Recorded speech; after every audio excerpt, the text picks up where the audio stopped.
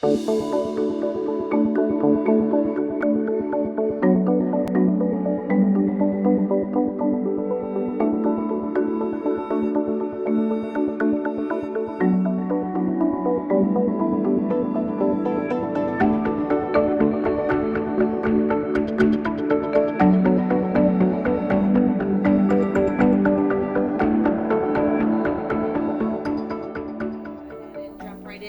I don't believe we have a need for an executive session this time, finally.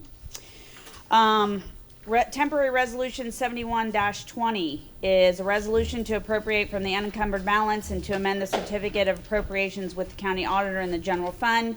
This resolution is to cover funding needed for unemployment costs from previous employees in the amount of $36,700. It's coming through finance. We're going to go 3 readings. Does anybody have any questions?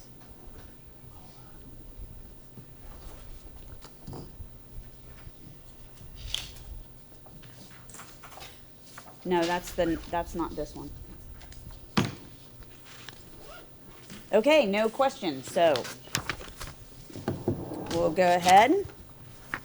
Moving on to Temporary Resolution 72-20. This is a resolution to appropriate from the unencumbered balance in the .45 Police and Fire Levy Fund.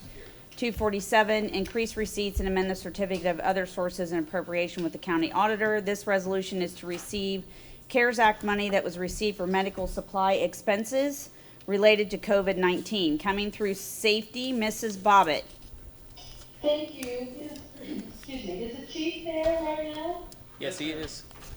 And would you like to speak to this? He's at the podium. Yes, I can. Well, tell him to go right ahead. Go Okay. ahead, Chief. This was the first round of the CARES Act from the Health and Human Services. This was based on the 2019 Medicare billing that we did. It was a formula the federal government had set up. So it was $38,404 is what we took in. It has to be used for COVID-related to prevent, prepare for, and respond to the N19. So it has to come back into our account. We've spent it, and so we're asking to put it back in, according to the attestation that we signed. Okay, thank you, Chief, and I'm going to ask for that we suspend this evening because it's money that we can get over and get in that line item. Okay, and I have Mr. McDaniel as your second. He sure is. Thank you. Thanks, Chief. Any other questions on Resolution 72-20? I can't see you all down there, so you're going to have to yell at me if you do. Okay, Temporary Resolution 73-20, a resolution approving and authorizing the mayor to submit to the U.S. Department of Housing and Urban Development Lancaster Fiscal Year 2020 Community Development Block Grant Annual Action Plan and Statement of Objectives and Amendments. This resolution is for the anticipated receipt of Community Development Block Grant, CDBG funding, in the approximate amount of $504,461 coming through Economic Development. Mr. McDaniel. Yes, I'm going to ask the Community Development Director to come up, Linda, and give us an overview of this legislation. Hello, Linda Berge-Disser. Linda Berge-Disser. Excuse me. This is our annual allocation of Community Development Block Grant funds from the Department of Housing and Urban Development. Our department in the past has used these funds in 3 primary ways. One is on our in-house programs. We have a housing rehab program for large, substantial rehab for homeowners that meet the low-income guidelines. And then we also have a emergency home repair program, smaller amounts of money. Those are for emergencies, a leaking roof, leaking plumbing, those kinds of things. And we also, this year, are proposing that we put some funds into neighborhood improvement. We've all seen our revitalizing downtown and the impact that can be made when we focus on a particular place. So going forward, we'd like to use our CDBG funds to focus on places in town, around town, and particularly in neighborhoods. So we've looked at a map of the CRA district that you're familiar with, the opportunity zones that you're familiar with. We've overlaid that with our the neighborhoods that have the highest percentage of low-income folks, And we're looking at a neighborhood on the south side that is not in the CRA, it's not in the opportunity zones, and we'd like to start there. We want to reach all the neighborhoods, but just as a place to start. And we don't have a lot of money in there, but as I said, it's a place to start. We also typically have spent funds on economic development. We're in the middle of our 5-year consolidated plan. So we spend all communities that receive CDBG funds do a 5-year consolidated plan, and we're in the middle of ours 2018 to 2022. And we've surveyed the community, we've asked for priorities, and as a result of those surveys, we have a list of priorities. And job creation is one of those priorities. So when we give grants to businesses, it's to create jobs. And we, in the past, several businesses have received funding multiple times, but this year we received enough applications from businesses that we only have one recommended business that has received a grant in the past. So all of the grants that we are recommending are for new recipients. So we're happy to be spreading those dollars around to other businesses that are ready to create jobs. And a couple of those are outside of the downtown. They're small businesses that are outside of the downtown. We're excited about that. And there is an area of South Broad Street that we'd like to focus on. Again, going with that general area of the south side neighborhoods. We received 3 applications from small businesses on South Broad Street between Walnut and Memorial Drive. So that's an area of focus that we'd like to use for our economic development dollars. And not in this legislation, but I did send out material that shows for each business that we are recommending for funding the full dollar amount of their project. So the request to us is just a portion of the full project that they are undertaking, and the percentage that the employer is putting is contributing in addition to the amount that we're recommending. And then the third area that we fund is in public services. So those are nonprofits, and this funding is coming from the Department of Housing and Urban Development. So we are really looking at housing in our community, and the priorities on our list are around housing and similar services.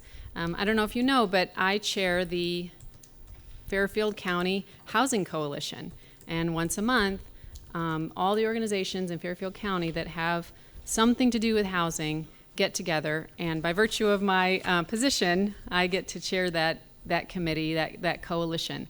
And so we're working with other organizations in the community.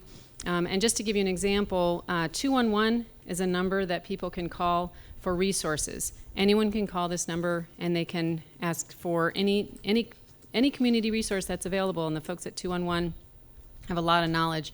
So our CDBG dollars pay for or contribute to this service on behalf of the individuals who call into this number for information, but also on behalf of the other organizations that refer people to 211. So that's just one way that our CDBG dollars are contributing, not just to the individuals in our community, but also to the other nonprofits. Mr. James. Linda, could I just ask one quick question, and maybe I should have known the answer to this. For example, on your economic development for Anchor Hockey, most of that money goes toward increased employment, mostly? All of the economic development grants for businesses go toward job creation. Okay. So every business, whether it's Nancy's Scoops that we're recommending $3,500 to create one job, to Anchor Hocking, their project is a $4.8 million project, and they're creating 80 jobs. But in every case, we have a commitment from them that of the number of jobs that they will create as a result of these funds. So the idea is that if we give a business a grant and they use it on equipment, so it needs to be used on a permanent business expense, and they use it on equipment, that then the use of that equipment generates business for them that they need to hire someone, right? And the only requirement from HUD is that it be a full-time job and that it be, that the person has a low income or meets that low income guidelines before they're hired. So those are the two requirements from HUD. What we've asked our grantees is, to the extent possible, that it be a full-time job with benefits, that it be a full-time job that gets them above the low-income guidelines, right? Because that's really the goal. Some of these jobs are not above those guidelines, but they could be a stepping stone for someone, right, to get there. We ask that they hire someone who lives in Lancaster. So we're creating, the idea, the spirit is that we're creating jobs for people in Lancaster. And then we're also asking that they hire people who were previously unemployed or underemployed. So those are the goals of our economic development program. And it's usually not a specific number of people that the companies have to commit to that they hire. It can be 1, 2, whatever. HUD is not telling us, they have to create a certain number of jobs. We've asked each employer, and they've told us how many that they will create, and that's the number that we are holding them to. Yeah. And then you obviously follow up with them at some point in time in the future to see if that actually took place. They do need to submit paperwork, a pay stub for that person, the driver's license for that person. The employee needs to fill out some paperwork to us. We don't ask for their tax returns, but we don't get that detailed. But to the extent that there is paperwork that they fill out, that they are required to fill out and submit to us. Yes. And these are all great questions, by the way. One other quick question. I know that your total proposed program funding was a little over, almost $518,000, but you're only showing in the legislation $504. There's a little difference in that. Yeah, I was curious about that. I'm not sure why the legislation says 504. We have an additional $13,482 that is being reprogrammed from previous years. So those were awards that were made. The business went out of business. They returned the funding. And that makes the difference. And I did submit a sheet with that, but I don't know why it's not in the 504 number. It's already appropriated. Because it's already appropriated. Okay, that's why. But that's That you and me explains both. it. We're new at this, I'm- but I'm good now. that's the difference. So Thank you. any funds that don't get spent in previous years and that are returned to us, or like I said, a business that closes, we reprogram that, reappropriate that. Any other questions? Mr. McDaniel, who's your second? Mr. Stoughton, if you would. Don, I'm gonna have to abstain on this, so. Okay. Mrs. Town, I guess it'll be me. and this is the first of 3 readings. Okay. Thank you. Thank you. Molly, I have a question. This is Melanie. Okay, Melanie. I couldn't hear Don. Is he abstaining because if he, not abstaining, is he going to, pass this on first reading? Because if he is, then I do have some questions. If not, I'm gonna call Linda tomorrow. No, it's 3 readings. Okay, I did not hear that. Thank you so much. Okay. Next resolution is 74-20. This is a resolution adopting the 2021 tax budget of the City of Lancaster for the fiscal year beginning January 1st, 2021, and submitting same to the Fairfield County Auditor. This resolution relates to adopting the 2021 tax budget for the city, and in order to comply with the revised code, we need to have a public hearing on this. Oh, joy. And it has to pass before June 22nd because the deadline to file is July 1st, right? Right, has to be passed on the next council meeting. Yes. So can you give us a rundown of where we are? Because I know you were still waiting on some people to get Yeah, back. I'm currently still waiting on some departments to get back with me, and I'll get with them tomorrow. I apologize for not getting the documentation to you. I will get an email to everybody by hopefully later tomorrow, so you guys can review and ask questions. Again, this is an annual piece that we're required to do by the County Budget Commission. Everybody submitting their estimated revenue and estimated 2021 budgets. And it's just part of an ORC code that every government entity in Fairfield County is required to do. So again, I apologize for not having that exhibit tonight. I will get that emailed to everybody quickly. Mr. Stoughton? Auditor Nettles, I, for the life of me, can't understand why you don't have a budget to present to us today. This isn't, we do this every year, and it's 2 readings. It makes no sense to me that you wouldn't have that prepared for us tonight. I'm in the process of also doing a whole system conversion that was effective June 1st that we're working on right now. So again, I do apologize. I will get that to you tomorrow in PDF and Excel format. I prefer Excel, please. You'll have it. Thank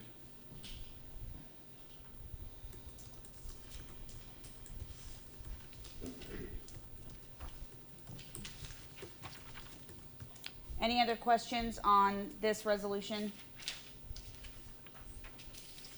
Mr. Stoughton, I have you as my second. Yes. And we'll go with 2 readings, and we'll have a public hearing on the agenda for June 22nd. Do you have a quick question? Yes? So what would happen if we just didn't submit it? This is personal for you, right? Yeah, a little bit. Not sure, to be brutally honest, of what would happen if we did not submit it. Wonder if we should find out. Well, No. since we don't have one already, why don't we just? Should let it roll? forget the whole thing? All right. Well, I was just curious if we knew. We can move ahead.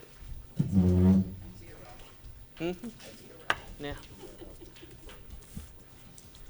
Okay, any other questions on this resolution?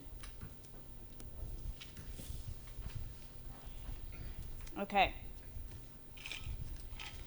Resolution 75-20 is a resolution authorizing the adoption of a revised investment policy of public funds for the city of Lancaster, Ohio. This resolution is to adopt the revised investment policy of public funds, which was agreed to at the meeting of the City Treasury Investment Committee on June 2nd, 2020. Treasurer Wolfinger. Thank you. As you look through the resolution, the last time this has been addressed by City Council, by the city, and forwarded to the State Auditor's Office was in 1996. And it's one of those policies that the State Auditor's Office needs to review and have a copy. And the old policy basically worked well. There's nothing necessarily wrong with it. However, I just felt before I leave here that I ought to have into the 21st century and have something here. But quite frankly, let me briefly go over it. And one of the main reasons of doing this, if you looked at the old policy, everything was referenced item by item by item, what you could invest in and do all this and that. Whereas most, in fact, every investment policy I've seen, I've got quite a few copies, have consolidated to reference the Ohio Revised Code, and that Ohio Revised Code would be 135.14. That's had updates, maybe 3 or 4 in the last 40 years, but when there's an update, we would have to update our individual policy, and it just doesn't make a whole lot of sense to do that. And there's been a couple updates in recent years. So obviously, none of you have really dealt with this. This was reviewed with the City Investment Committee, which is part of the Ohio Revised Code, comprises of the mayor, the law director, and the auditor. I am not a voting member of that committee, but I presented it to that committee a couple weeks ago, and thus we have it today. But I thought it would take a couple minutes if we have time, that the objectives of our investment policy, number 1 is safety of our investment. Number 2 is liquidity, and we want to have some liquidity based on needs for our funds as we go forward. And also, the third would be yield. Everybody knows your investments make money, have a yield, but we don't want to sacrifice risk for that yield or put us in a position of liquidity needs that we need the money now, and we would have to sell security potentially at a loss. And along with that, when we look at that portion, and it's also in the ORC, that we cannot make investments, purchase investments with the idea of trading them for a profit. The intention is if we make an investment for 4 years, that we would hold that investment to maturity for 4 years. Based on where the market can go up and down, we can have a quick premium, and we could sell that and make some money for current year. However, the reinvestment will be at a lower rate, and you're not going to have that kind of return going forward. We talk about prudence, we talk about ethics, we talk about the dealing with the financial institutions and dealers. And again, the authorized investments is 135.14.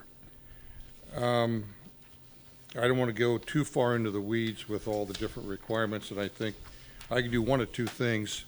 Number one, I can stop here and open up to questions that you might have specifically within the investment policy, since we've really not talked about it before. And I can, at some point in time, give you an update where we are in our portfolio, and that can be done, Madam Chair, now or departmental updates at some time today or in the future. I know we have a full agenda. So, with your permission, I'll open up for questions. Yep, go right ahead. 2 questions. Why aren't you on the committee? Because the Ohio Revised Code didn't see fit to put me on the committee. Okay, so this is the No, the reality of it is, the government is all about checks and balances, and it wouldn't make sense for me to be a voting member of a committee in which I'm making the decisions. Yeah. And that's why you have the auditor, the law director, and the mayor. Okay, That's in the ORC. okay. I can't recall the second question I had, so I'll yield back to the chair. Does anybody else have any questions?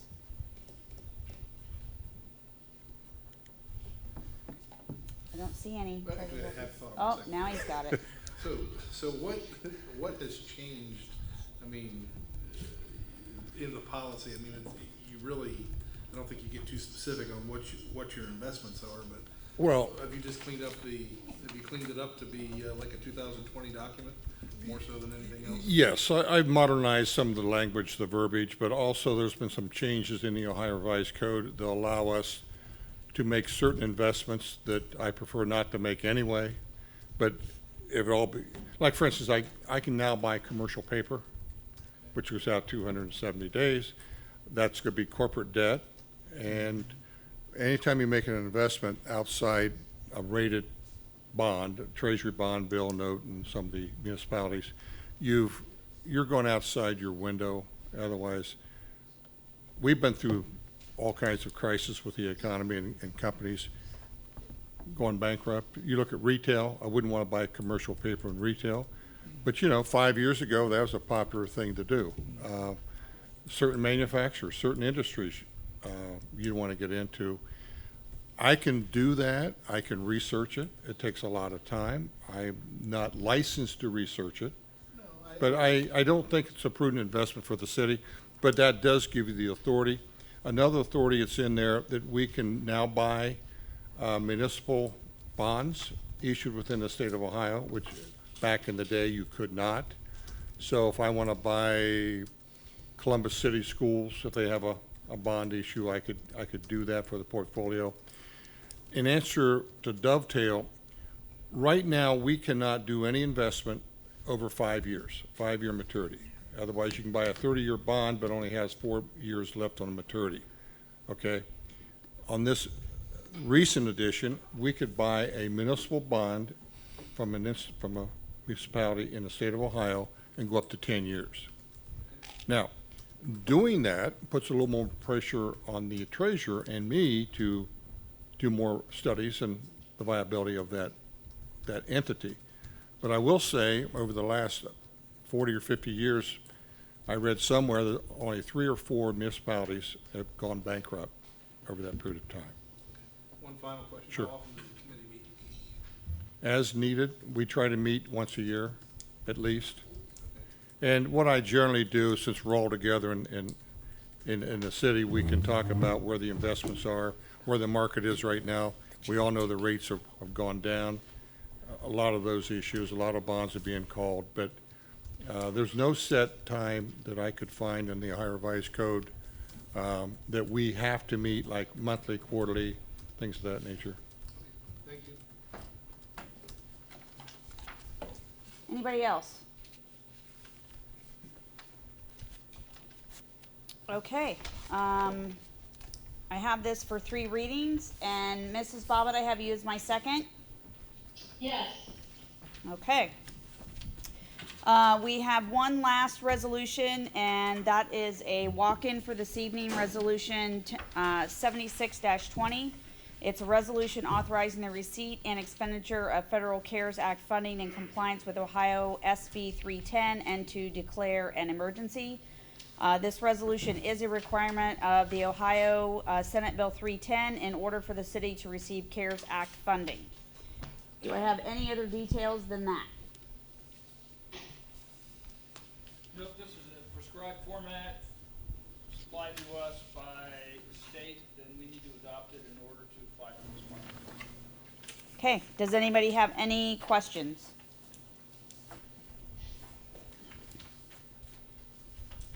Mr. Stoughton, I have you as my second, and we will be asking for suspension on this evening.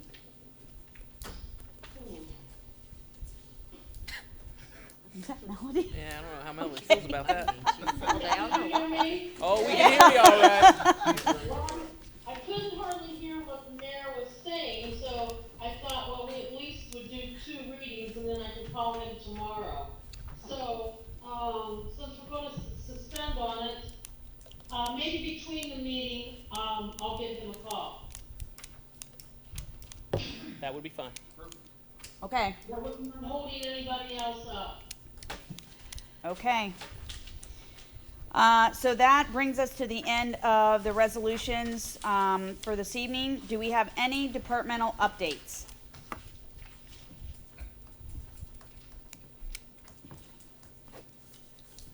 Not seeing any, we'll move on. I'll turn the floor over to President Uhl for tonight's meeting prep. Thank you, Madam Chairperson. We have 2 ordinances tonight, 1120 and 1220. The first one is to vacate a portion of Fulkerson Avenue. This coming through Economic Development. Mr. McDaniel. Yes, we discussed it at a recent meeting. This is to allow some a parking area for development that currently doesn't have any, and this is not roadway that we would use or develop. But Mitch, would you want to finalize some comments on that, please?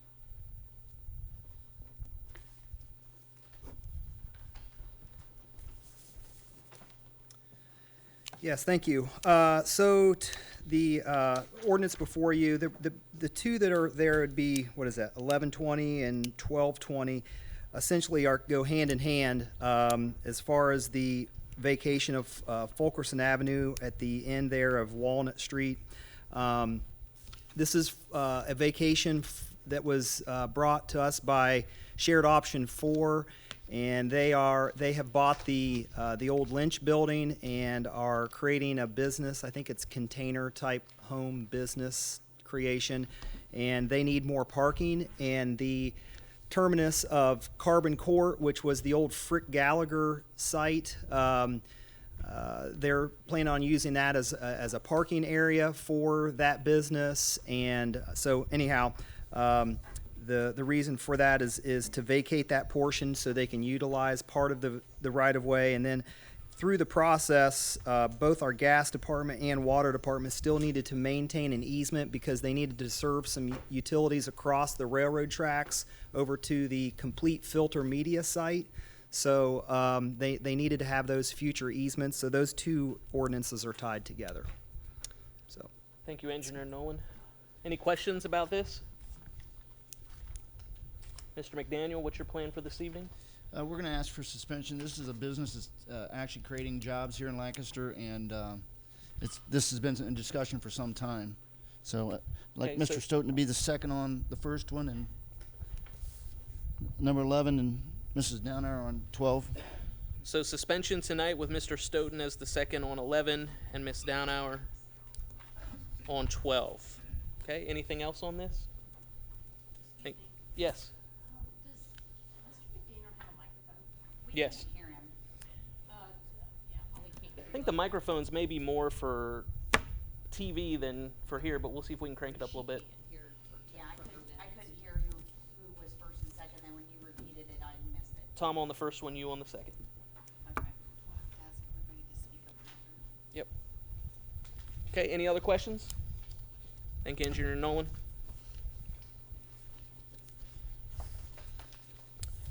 That's all the meeting prep for tonight. I'll turn it back to the chairperson. Thank you. Are there any other items for finance? If not, I'll entertain a motion to adjourn. I make a motion that we adjourn. I have a first and a second. We are officially adjourned at 6:36. The regular meeting of Lancaster City Council will begin at approximately 6:40. There is no place like Lancaster, Ohio, and Fairfield County, and like you, I am proud to call them home. As a longtime resident of Lancaster and graduate of Lancaster High School, this community is important to me, and I want to provide superior customer service, professionalism, integrity, and honesty at the Connor Insurance Agency. I am committed to supporting local programs and projects through my volunteer work and board membership with several organizations. It has been a great honor to work with all the first responders throughout Lancaster, Fairfield County, and the state of Ohio to put on Kids and Cops Day, to be a part of Shop with a Cop alongside the Lancaster Police Department and JFS, and to help Lancaster Public Education Foundation raise funds to support our local public schools and teachers. These men and women work hard to protect and support our community, and I would like to take this moment to say thank you for all they do. My goal as a business owner and insurance agent is to provide my clients with the most appropriate services and coverage for their needs at a competitive rate. As an independent agent, I have several carriers to choose from so I can customize your insurance coverage to fit your needs and desires. I strive to make sure there are no gaps in your coverage that could be harmful, and just as important, that you are not overinsured. I look forward to serving your insurance needs now and in the future. At Connor Insurance, we are here to serve you by protecting what is important to you. Please contact my office at 740-654-2848 for a full list of services and carriers, or visit my website, ConnorInsuranceAgency.com.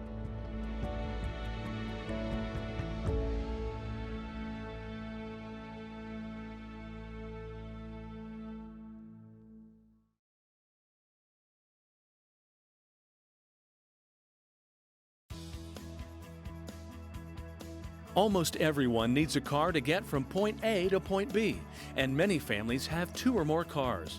At Carriage Company, located at 1031 North Memorial Drive in Lancaster, we specialize in hard-to-find used cars. We can help you find exactly what you're looking for. Come into the Carriage Company and check out our sweet deals. Stop by today and let us help you, or visit us online at carriagecompany.com. The Frankie Smith Funeral Home and Crematory in Lancaster and the Johnson Smith Funeral Home in Baltimore have a long and wonderful history of serving our community. Feel free to give us a call at 740-653-0652. Stop in and see us at either of our 2 locations, 405 North Columbus Street in Lancaster and 207 South Main Street in Baltimore.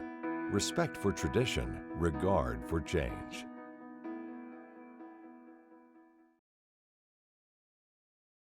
Lord, we know across our country there is significant unrest, concern. We know, Lord, there's institutional prejudice and racism. We know, Lord, that you're a Lord of justice, a God of justice. And so we pray today that you would continue to be with us, be with first responders, be with those who are seeking justice today. May you continue to lead, guide, and direct us in the way that you would have us to go. Help us with the work that's set before us tonight, and we'll be sure to continue to give you the glory. In Jesus' name, amen. I hereby call this meeting of Lancaster City Council to order. Please join me in the Pledge of Allegiance. I pledge allegiance to the flag of the United States of America and to the republic for which it stands, one nation, under God, indivisible, with liberty and justice for all. Thank you.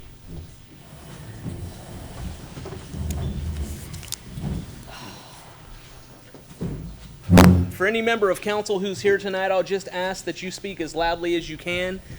I did note that at the end of our finance time that really the microphones aren't piped into anything so much here as much as they're for broadcast, so we need you to speak very loudly. For those who don't have a microphone in front of them, if you need to speak tonight, we're going to need you to find a microphone probably up at the podium, so we'll ask that you do that. With that, please call the roll. Mrs. Bobbitt. Here. Mrs. Downauer. Here. Mr. Hall. Here. Mr. James. Here. Mr. Matlin. Here. Mr. McDaniel. Here. Mr. Schoonover. Here. Mr. Stoughton. Here. And Mrs. Teener. Here. Let the record reflect that all 9 members of Lancaster City Council are in attendance tonight. Reading and disposing of the journal. I'd like to present the regular meeting minutes dated May 18th, 2020. Mr. President, I'd like to make a motion to receive and file the journal. Second. We have a motion and a second to receive and file the journal. Any discussion? All those in favor signify by saying aye. Aye. All opposed, same sign. Motion carries. Reports of city officials. Email dated May 20th, 2020 regarding draft meeting minutes submitted by Mr. Stoughton. Email dated May 20th, 2020 regarding Economic Development Committee agenda submitted by Mr. McDaniel. Email dated May 21st, 2020 regarding Safety Committee cancellation submitted by Mrs. Bobbitt. Email dated May 21st, 2020 regarding CDBG FY 2020 public hearing number 2 submitted by Linda Berge, Executive Director, CDBG. Email dated June 1st, 2020 regarding River Valley Highlands Roads updates by Service Safety Director Paul Martin. Email dated June 4th, 2020 regarding Service Committee meeting agenda submitted by Mrs. Teener. Email dated June 5th, 2020 regarding Monday night's meeting submitted by President Ohl. Email dated June 8th, 2020 regarding water pollution meeting agenda submitted by Mr. James. And finally, an email dated June 8th, 2020 regarding Finance Committee meeting agenda submitted by Mrs. Downauer. Mr. President, I'd like to make a motion to receive and file reports of city officials. Ms. Bobbitt? I couldn't hear him at all. Second. Thank you very much. We have a motion and a second to receive and file reports of city officials. All those in favor signify by saying aye. Aye. All opposed, same sign. Motion carries. Are there any communications? There are email dated May 28th, 2020 regarding River Valley Road submitted by Sarah Bruning. Email dated June 3rd, 2020 regarding It's Time to Act submitted by Luke B. Changet. Email June 5th, 2020 regarding petitions for June 8th, 2020 public hearing submitted by Madonna Adcock. Email dated June 5th, 2020 regarding the flats and vacation of Lowell Drive submitted by Attorney Ray Mahalski. And finally, an email dated June 6th, 2020 regarding road conditions Memorial Day weekend in River Valley Highlands submitted by Kim Anderson. Mr. President, I'd like to make a motion to file and receive the communications. Second. We have a motion and a second to receive and file communications. All those in favor signify by saying aye. Aye. All opposed, same sign. Motion carries. Do we have any special presentations or awards tonight? There are none to be presented. Are there any petitions or memorials? 4 separate petition sheets, including 33 signatures regarding the opposition to temporary ordinance 4-20 for the rezoning of the 18.939 acre property between North Memorial Drive and Columbus Street Nelson Road were received on Friday, June 5th, 2020 at 2:03 p.m. from Madonna Adcock. A complete copy of these petitions was forwarded to each council member and are available to the public online or by contacting the clerk. Mr. President, I'd like to make a motion to receive and file the petitions. Second. We have a motion and a second to receive and file the petitions. All those in favor signify by saying aye. Aye. All those opposed, same sign. Motion carries. During this time at Lancaster City Council, we set time aside to allow the voters and taxpayers of the city to address City Council on any item or issue that you would like. If you're interested in addressing Lancaster City Council tonight, we ask that you come forward to the podium, state your name and address for the record, and then record the same on the document that's up here in the front. We'd ask you to keep in mind that the rule for City Council is 5 minutes during this particular period, so you have 5 minutes to speak on any item or topic that you would like. In accordance with the rules of council, city council members will not respond to you during this time. Let me clarify. If you're here for a public hearing, this is not that time. And so this would be for any other item aside from the public hearings that many of you are here for tonight. With that, is there anyone who would like to address Lancaster City Council this evening? Very good. We will move ahead. Thank you for being here. There are reports of standing committees. Finance Committee meetings for May 18th, 2020, submitted by Mrs. Downhour. Water Pollution Control meeting minutes for May 13th, 2020, submitted by Mr. James. And finally, the Code Enforcement and Zoning meeting minutes for June 1st, 2020, submitted by Mr. Matlin. Mr. President, I'd like to make a motion to receive and file the reports of standing committees. Second. We have a motion and a second to receive and file the reports of standing committees. All those in favor signify by saying aye. Aye. All opposed, same sign. Motion carries. Reports of special committees. There are none to be presented. We have 3 public hearings before us tonight. We are going to amend the order of these hearings since, given the number of people who have signed up, we know that you are mostly here for temporary ordinance 4-20. So we're going to move temporary ordinance 5-20 to the front, then temporary ordinance 6-20. We will then move back to temporary ordinance 4-20. Let me explain how a public hearing works. It does not work in the way that I explained that the voter and taxpayer time works. In a moment, I'll ask the clerk to read the preamble of the ordinance that we're considering in this public hearing. After she does so, we will pass off to the sponsor of the legislation, who will have opportunity to make comment. Once comments have been made, we will open the floor. First, we will have any proponent of that particular ordinance come forward and speak in favor of it. After that, we will have any opponent, anyone against it, will be invited to come and speak against it. After we do those things, there is rebuttal, where once again, proponents will be invited to come and speak in favor of that particular ordinance. Then we will have the opponents come and speak against. Please note, in order to speak the second time during rebuttal, you must have spoken the first time in the process. You are not permitted to speak in rebuttal if you did not offer comments in the first round of opponents or proponents. Given that, I'm going to ask that the clerk read the preamble for temporary ordinance 5-20. An ordinance amending the zoning map for the 21-acre property consisting of 3 parcels located along Campground Road, including the existing residence address 1443 Campground Road, parcel number 053-100-4100, 053-100-4300, and 053-100-4110, offered by Mr. McDaniel. This is coming through Economic Development. Mr. McDaniel, do you have any opening comments?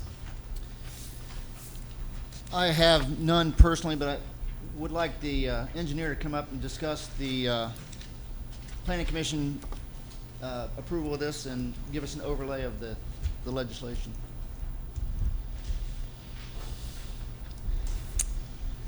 Mr. Nolan. Yes, I would draw your attention mainly to this picture. If you guys have this in your packets, this probably kind of details out most of what we're talking about here. So it's a residential single-family parcel, 3 parcels, and it's surrounded by industrial heavy zoning. So the property owner and their agent are requesting to match the same in some of the 3 sides or 2 sides of that to an industrial heavy zoning district. I do not believe we had any opposition to this in the planning commission phase and public hearing phase of this, and it makes sense. This is near all of our like Rock Mill Corporate Park area and a heavy industrial type area. So having a residential single family type zoning district in that location doesn't really make sense. So there's just a kind of a quick summary. Thank you very much, Mr. Nolan. We're talking, this is just the purple area? Just this purple area, not the purple area on the right-hand side of Campground Road. That little square on the other side was not included in that. Very good. Mr. McDaniel, do you have anything else in opening comments? No, I would say that this makes a lot of sense for the city. We are short of areas to develop industry in, and this will provide some additional locations in the city that will hopefully bring some business and some jobs for us. Thank you, Mr. McDaniel. Thank you, Mr. Nolan.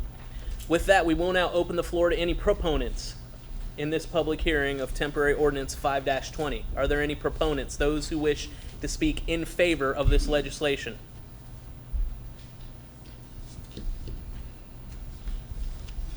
Mr. Vandervoort. Good evening. My name is Jeff Vandervoort, attorney representing the proponents, the Craner family. Tracy and Tony Craner as one property owner, and daughter-in-law Emmy Craner as the adjoining property owner.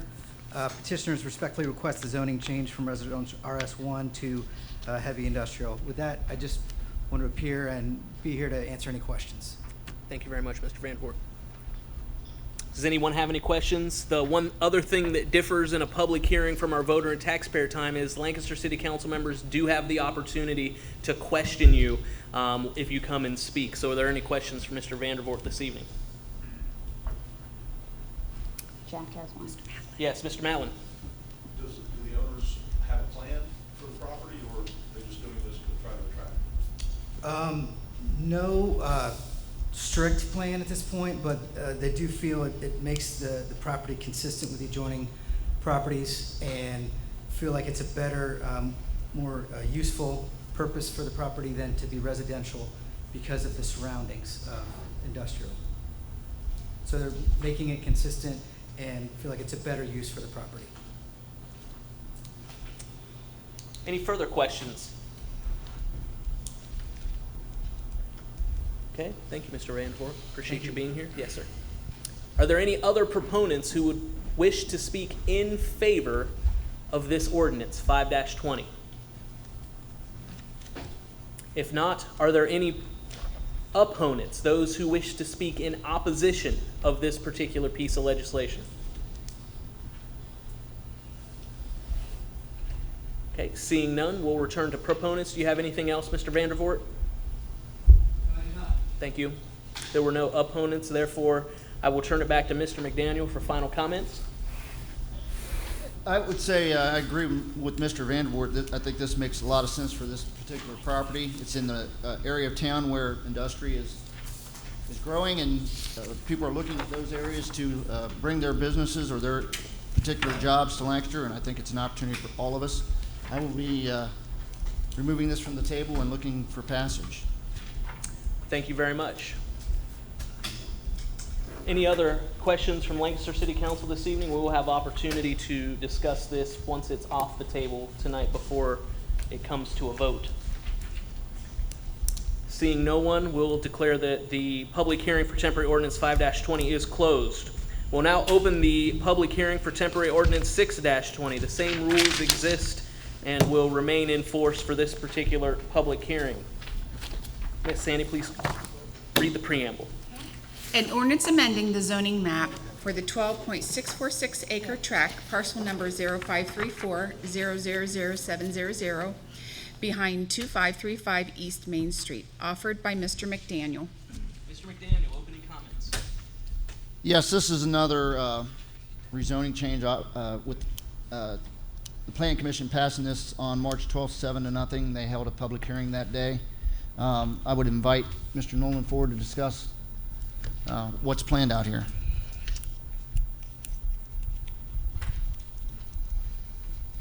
Mr. Nolan. Again, very similar to the last case, I'll reference you to this picture right here, just to give you a frame of reference. It's the section that's located here. It says RS3.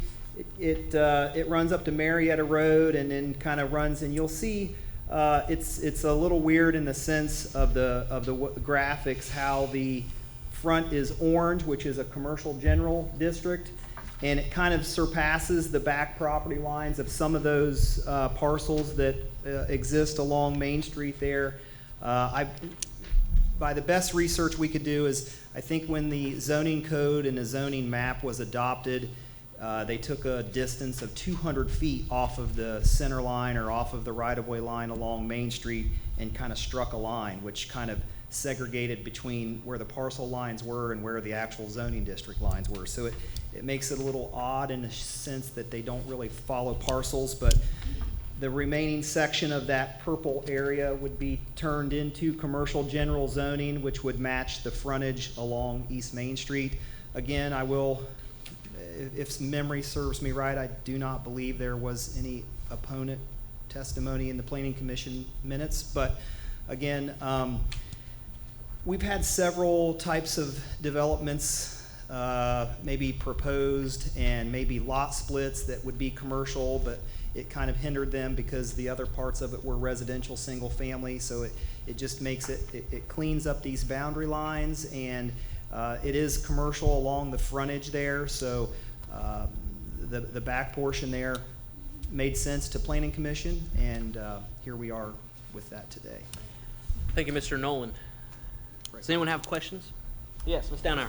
So it's just that little triangle that you're changing, right? That little tiny triangle that's outlined in blue? Yes, Okay. correct. Yeah.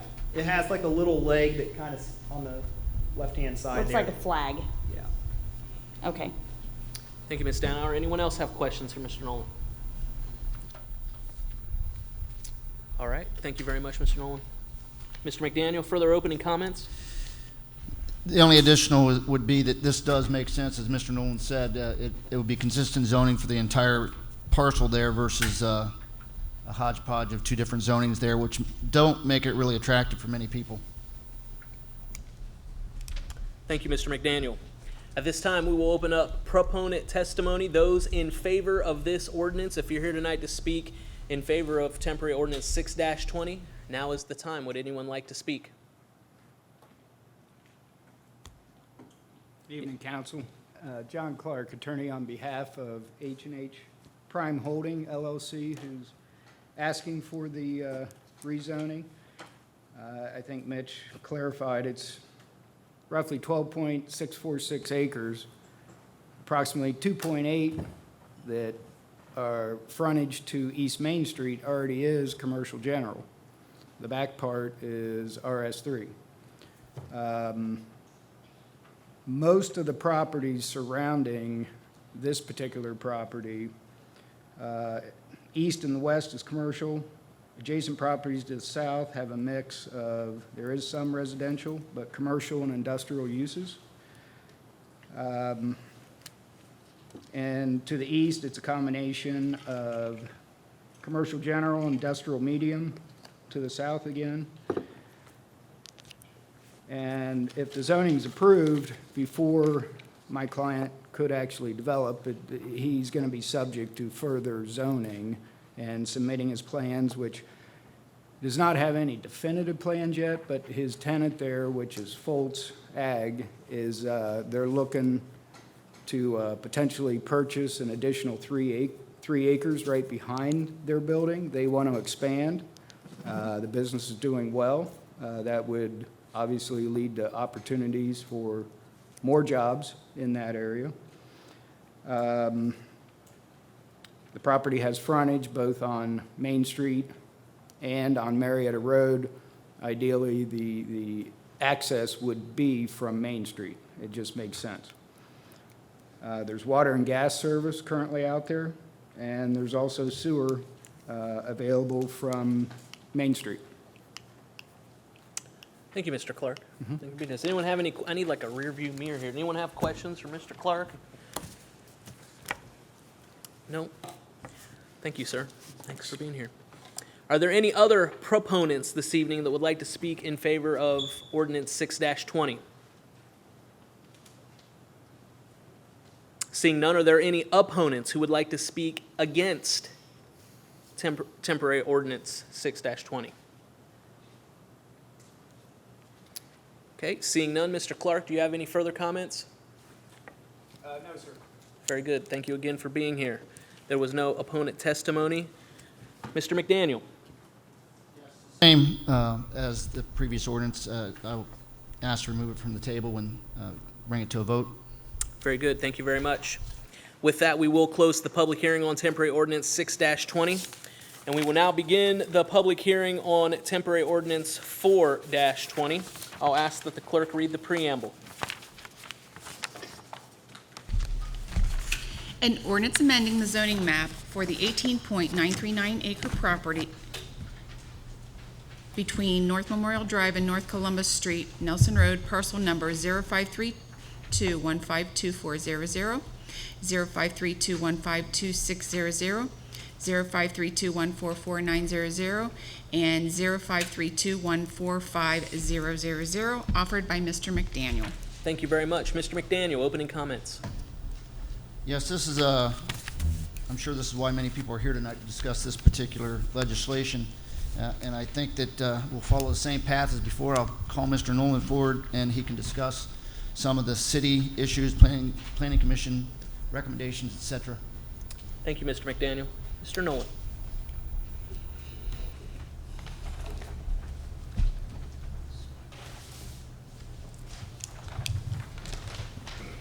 Okay, I'm sure this is why most of the folks are here tonight for this particular zoning change. I'm just going to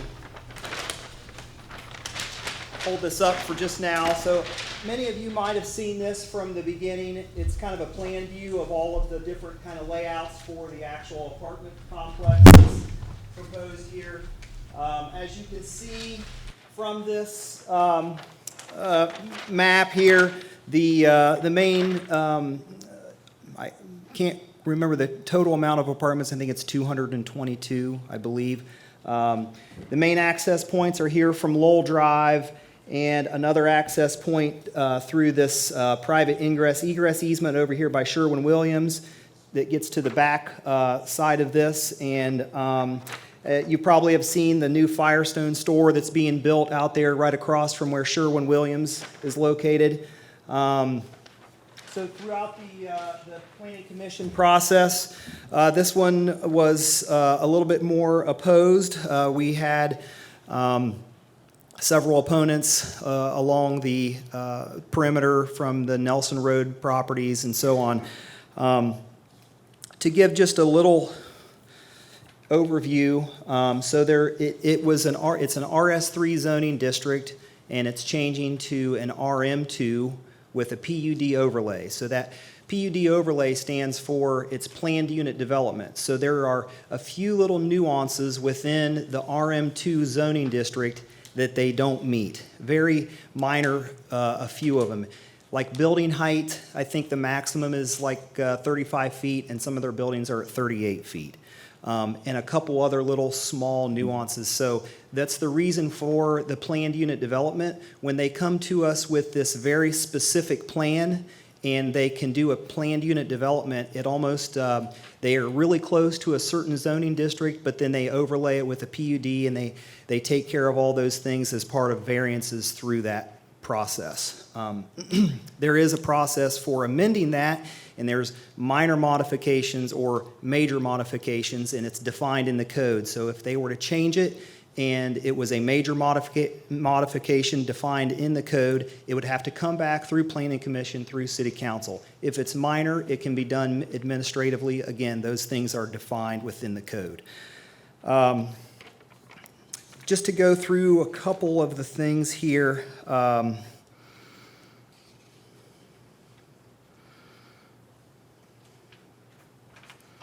It complies with and consistent with the future land use plan that we have. And also, one of the other variances that was documented in the report it was through the public sites and open spaces, and through the park board, they did allow for some credits through the park board because they were creating certain types of internal parts to their system that would alleviate maybe use at the public parks. So the park board voted to allow them certain amount of credits and dollar amounts, which was approved through Planning Commission. Other than that, is there any questions? Anyone have questions for Mr. Nolan? Yes, Ms. Downhour. Mitch, how much space is, on that drawing that you showed, that back row of apartments, how much space is between that and the houses on Nelson Road? I believe we did some measurements on that, and it's close to probably the closest point that you would have is near that dog park section there, and there's a back corner from the Nelson Road properties, and I don't know if you can see that. I believe that's around 100 feet from the back property line to the dog park fence. And then other areas along through there, it was greater than 100 feet from those properties. They do show some building setback lines along the backside and around the entire property, and I had some phone calls that people were concerned that they were going to build buildings right up against those property lines along the backside of Nelson Road. There is a FEMA-regulated floodplain and floodway back through there. So there's not any buildings that are being proposed there. The layout is kind of a what you see is what you get type of thing through the PUD process. So hopefully does that answer your question? Yes, thank you. Thank you, Ms. Danauer. Other questions? Mr. James?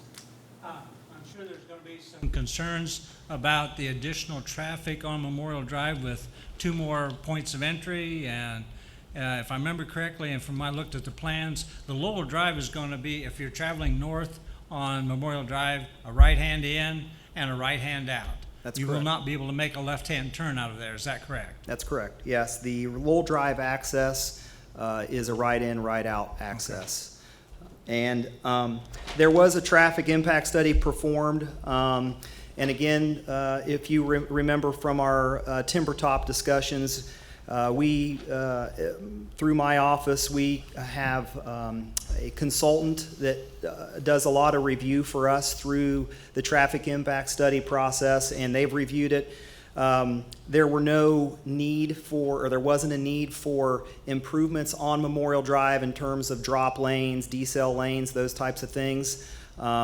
It operated at the same levels of service. There was a need, or they didn't quite address some of the traffic impacts that they were going to impact to the Sherwin-Williams store and blocking parking. So in this, if you remember correctly, the Lowell Drive and Emerson Boulevard right-of-way vacation, these things kind of went hand in hand with each other when this process started. So we have a right-of-way vacation, plus we have the zoning piece of this that kind of work together.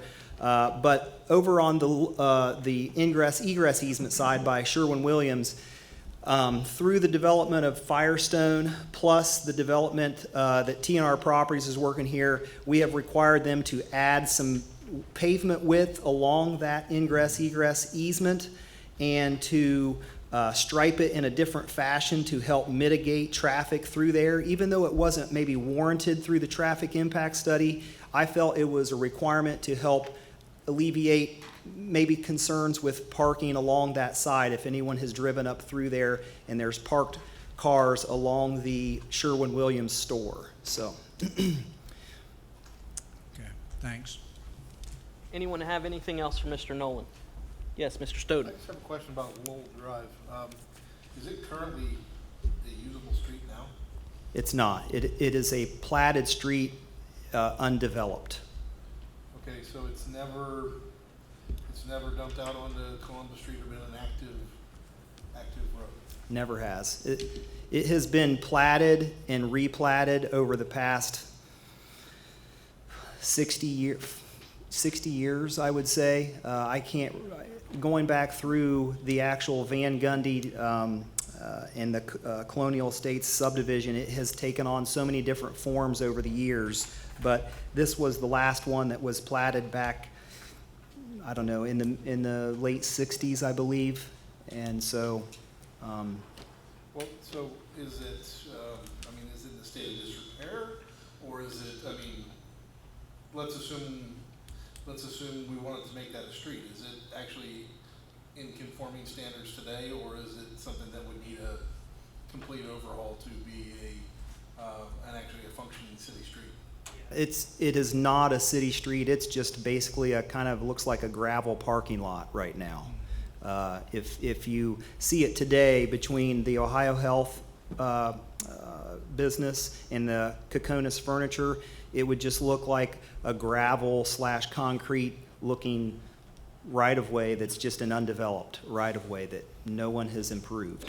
So. Okay, so and your time here in the city as engineer, has anyone proposed to develop this area and develop Lowell Drive to dump out onto Columbus Street? And I will say that, so since my time as the city engineer, or since my time with the city 7 years ago, this actual property has tried to be, I'll say, close to 10 different things.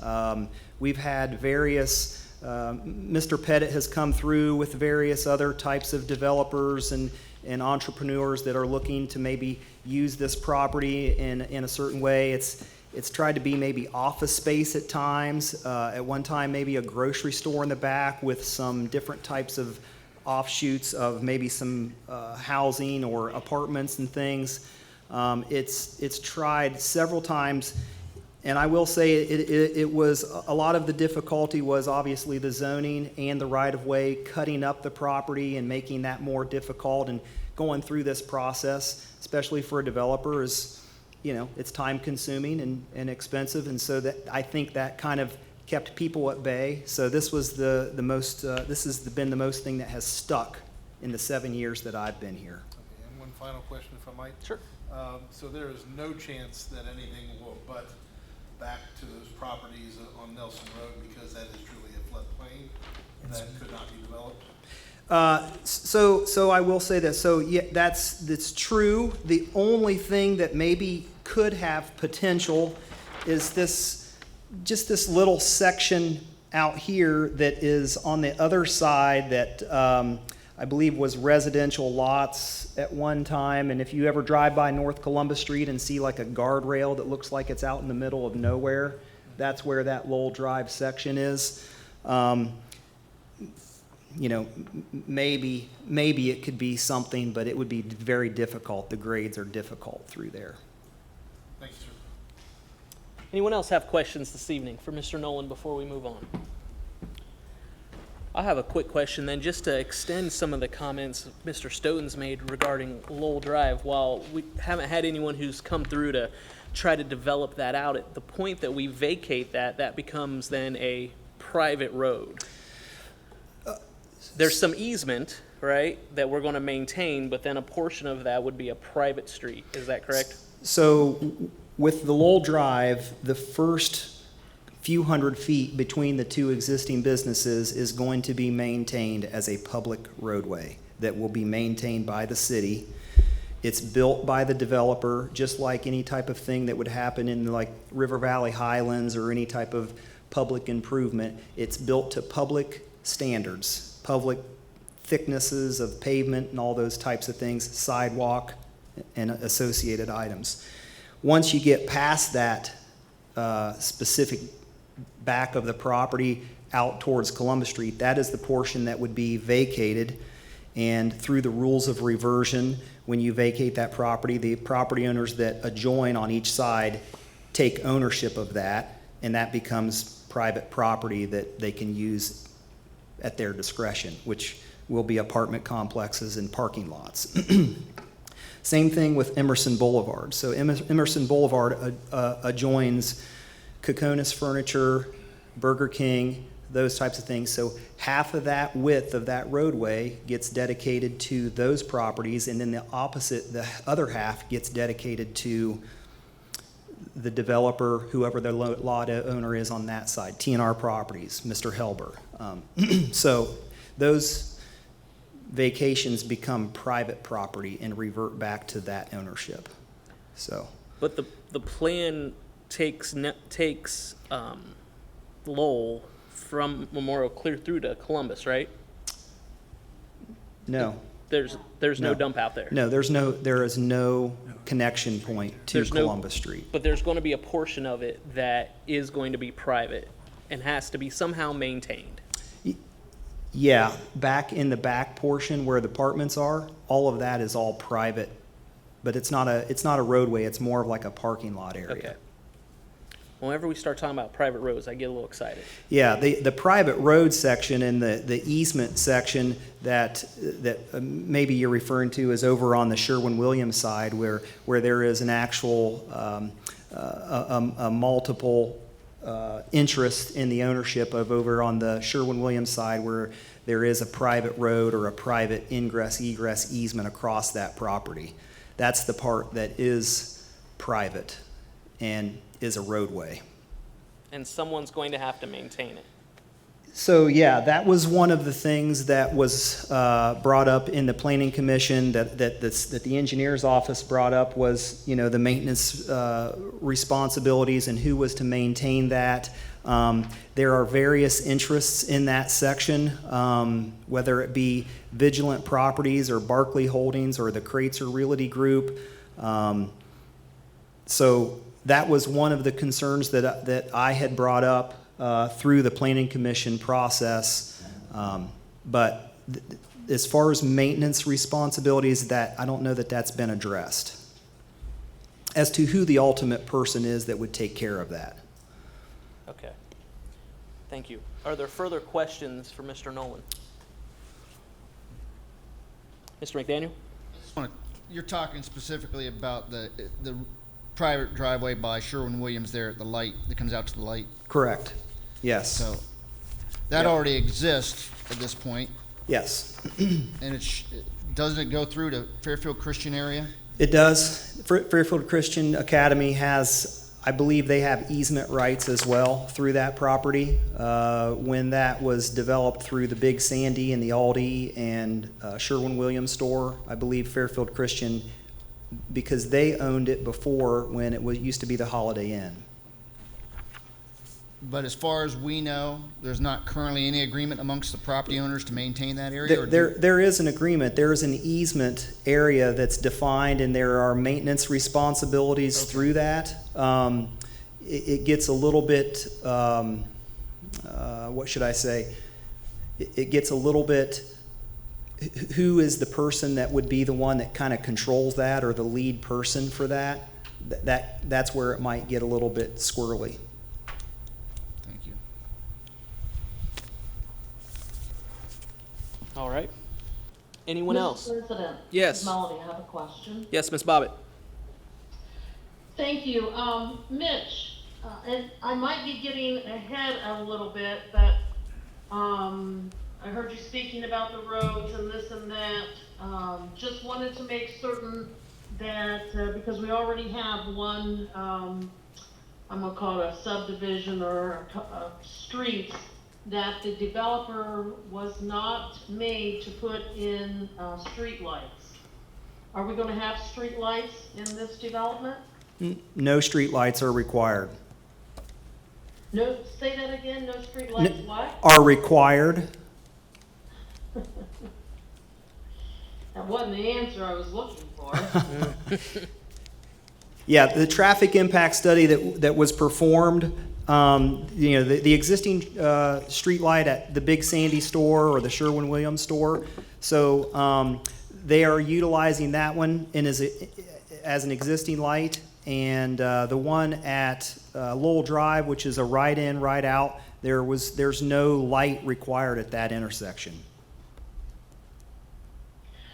When I say street lights, I don't mean a safety street light. I think she's talking about Oh, lamps. okay.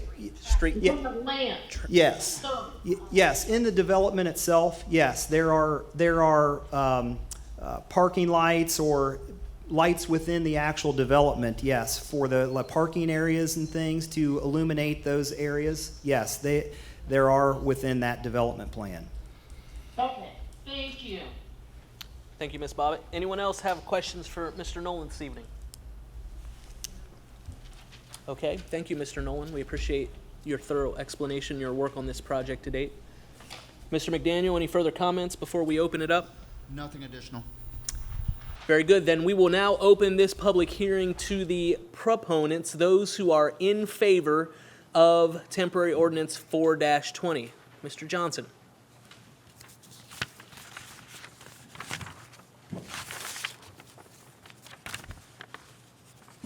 Good evening, council. I'm here tonight on behalf of Lloyd Helber, the property owner.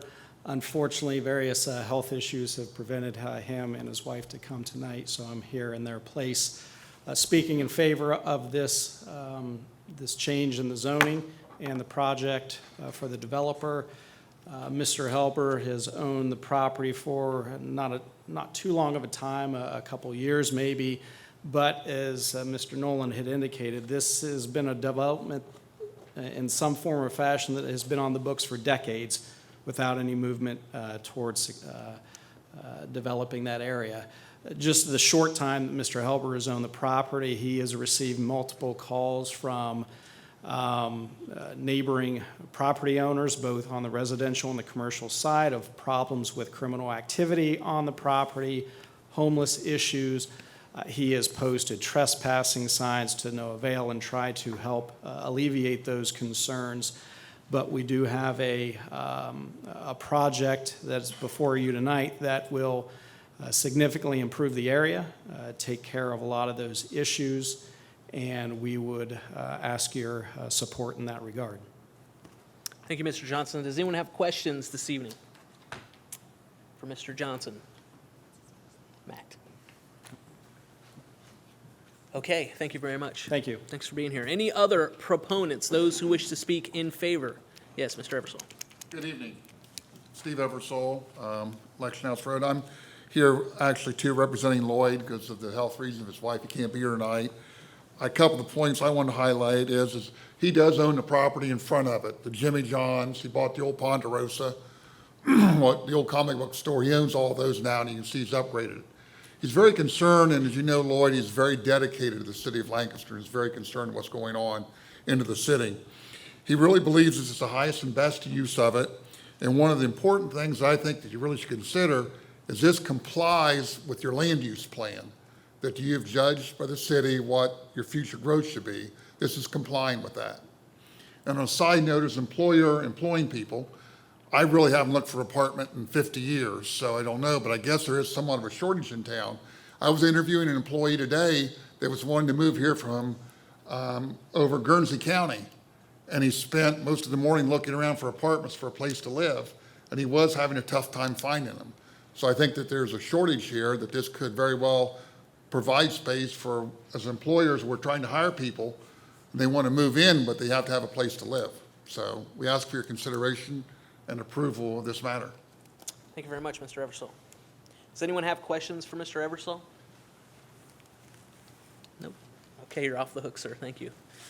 Is there anyone else who'd like to speak in favor of this ordinance? Yes, sir. Good evening. My name is RJ Sabatino with the developer, 2705 Donna Drive.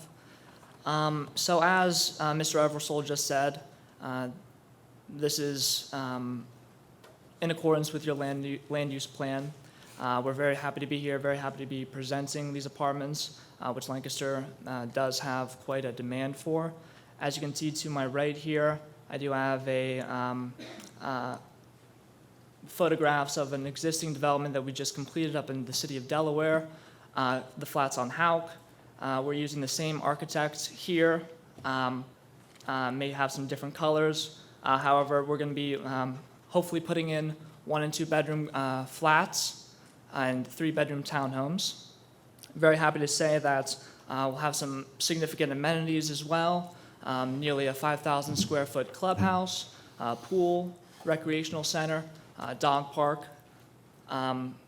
Moving forward, we did complete a traffic study. As the traffic study concluded, as Mr. Noland said, we will have more than sufficient capacity for the improvements that we're doing. And the 2 entrances that we will have, the Ohio Health and Kokonis Furniture, the right in, right out, right off Memorial Drive, as well as the Big Sandy entrance. Very happy to put in those improvements. The right in, right out will have one of those pork chops, so that will prevent those pesky left turners trying to get into that right in, right out. Again, we're very happy to be presenting this to you folks, and I'm happy to answer any questions you might have. Anyone have questions for Mr. Sabatino? Yep. Yes, Ms. Downer.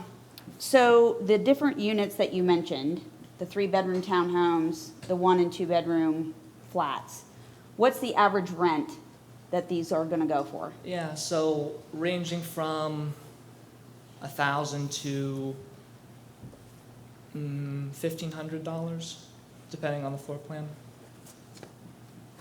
Square footage is 890 or so at the low end, and then up to nearly 1,400 square feet. Thank you.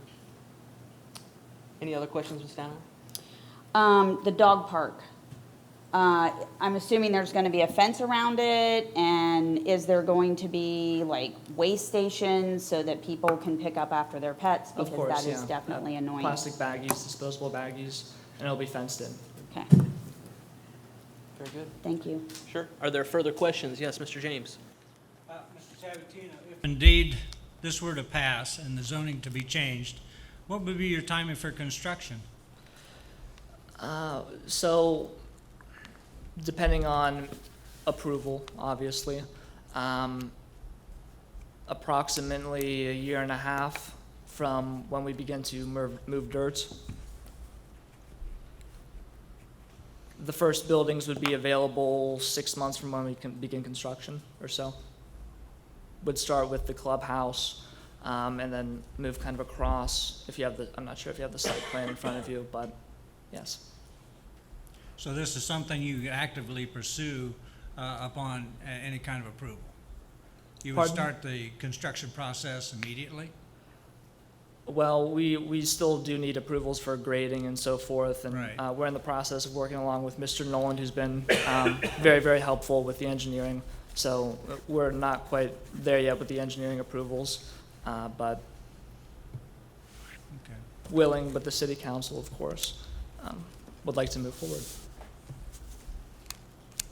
Okay, anyone else have questions this evening? Yes, Mr. McDaniel. Yes, you probably heard the discussion just previously about the access roadways, both the one near Sherwin-Williams and Lowell Drive. Lowell Drive is going to come down into your parking lot area. Emerson essentially is going to be, if this is approved, vacated and become part of the private property and I assume parking and access roadway or whatever it might be. But do you have any plans to address the concerns we might have? Because I believe most of the residents that are going to be using that ingress are going to likely be yours. It's limited right now, very limited. People might cut through Fairfield Christian area, come out to Memorial Drive, but it's pretty rare. Or they might go back on this side of Sherwin-Williams for whatever reason. Not a lot of traffic currently. Any new traffic will probably come from your development. We're looking for some kind of assurance that that roadway is going to be maintained. We're currently dealing with a situation at another area of the town where we have a private roadway that's not maintained and has not been properly maintained for 20 plus years. What assurances can you give us that these things are going to be addressed? Yeah, so as Mr. Nolan said, and he has reviewed, we do have maintenance agreements with the adjoining property owners, the new Firestone as well, for example. And we're also happy to put in those improvements and to keep up with our responsibilities. And I think that is pretty much how it would go. There's no lead person to take charge of the maintenance? The responsibilities are detailed in the maintenance agreements, and I mean. And that I would be agreement happy- already exists? It does exist, yes. Okay. And I should apologize, I'm sure Firestone will generate some traffic there too. At least I'm sure they Yeah. hope to. And traffic studies, of course, have been reviewed and approved, and we do have adequate ingress and egress. Okay, thank you. Yes, Mr. James. I'm sorry. Mr. Matlin. All electric? All electric. Why not gas? We have our own gas department. Yeah. Sorry. Okay. Other questions? Ms. Teener. So I'm so sorry, you said that if this goes through tonight, you guys, if I heard you right, it won't be for like a year to a year and a half before construction? I didn't, I That would couldn't be, hear. I mean, everything is subject to change, and we all know maybe with construction that there are certain delays. Obviously, we're happy to be here now with coronavirus, hopefully near its end. As far as construction goes, pending approval, pending grading approval, building permit approval, engineering approval. As soon as we receive all of those nods, it would take to completely build out the project about a year and a half. Okay, I couldn't hear the one question down there, and then you said something, because I'm sorry, I couldn't hear what Mr. McDaniel said, so thank you. Yep. Anyone else? When are you gonna start the project if you get approval tonight? That's the question. When are you gonna start moving dirt and, you know, not when the wall is done, when does it actually look like something's happening? Okay, so when we get the grading approval, we could begin moving dirt. And hopefully a couple months, a month. Okay. Yeah, I think that's what we're getting hung up on. Okay. Is, you know, you're trying to get the completion. When are we going to see activity? I apologize if I misunderstood, yeah. I have two other questions that are not for him. Okay. One is for Mayor. Is this in the CRA? No. Okay, that was the first question. And secondly, Law Director, you know, to Mr. McDaniel's point, you know, we're dealing with this, you know, the River Valley Drive, River Valley Way, or whatever it's called, and then of course, you got little, you know, part of this project. Is there anything we can do in, again, nothing to do with this project, but is there anything we can do with our ordinances to basically protect us much better so we're not dealing with the situation in the future? And you don't have to answer that right now, but I think it ought to be something we ought to be thinking about. It's River Valley, we have a private road in River Valley in the mall area. Yeah. And we, you know, trying to get something done with the owner is problematic. But your point, Mr. Stoughton, is germane in that there's an agreement with those property Yes. owners for how that was supposed to be maintained, and it has not been. And so I'm interested in what enforcement mechanism there is to ensure that whatever this agreement is between the property owners, all of whom are going to own their half of the road to the center, how we're going to enforce and ensure that it is maintained. I think that's a significant question that remains unanswered, at least who the lead dog in that is, so that we can make sure we don't end up with another issue like what we have, because it is a considerable problem for the city. With all due respect, Mr. Rule, I'm not gonna hold him accountable Agreed. for the sins out there. Agreed. But at the end of the day, the city ought to do something to ensure that anything in the future, we protect ourselves and the fact that we actually can take action and fix these problems. I don't disagree, but there doesn't seem to be a way to do that currently, as you suggest, and so whatever the role may be, we just want to make sure it's going to get maintained. And if it's private property, then it's either the private property owner's responsibility, or we have to be able to do something. So, okay, anyone else? Mr. James? Not to try and put you on the spot or anything. Anymore. I know that you've developed part of that area out there by the River Valley Mall, correct? Correct. We own River Valley Apartments, yes. And that roadway we're talking about has been a real point of contention from that standpoint. But from your development, they gain access to that, do they not? That particular street we're talking about?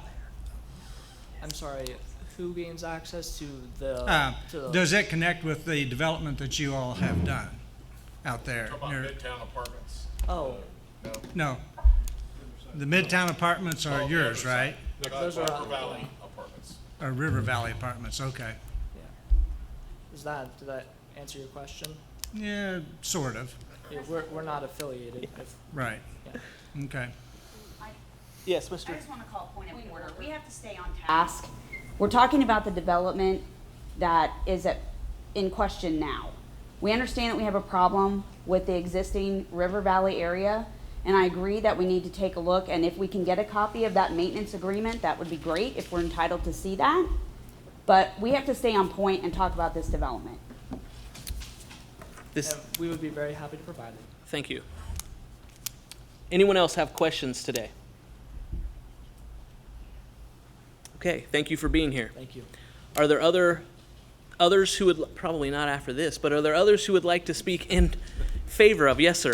Hi, I'm Ron Sabatino. RJ's my son, and he recently graduated from Ohio State. He's been with us for 6 months and doesn't have some of the information that you've asked for. I'm going to try to clarify briefly. The roadway, private driveway already exists. And we have tendered the maintenance agreements to Mitch previously, so the city has them. We're pleased, we're happy to give you more if you like.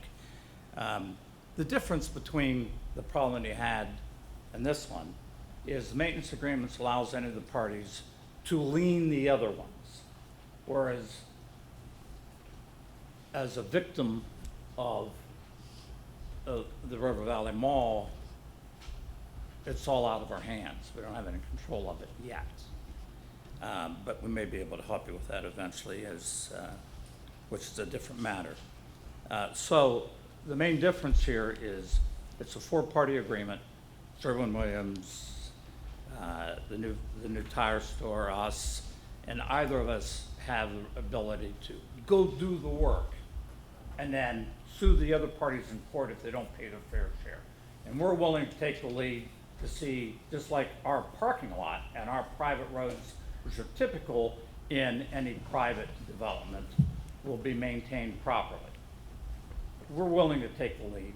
We're not going to allow anyone else to not take the lead. I mean, if somebody calls us and say there's a pothole, we want to repave this, we want to seal it, we're willing to participate, we'll do so.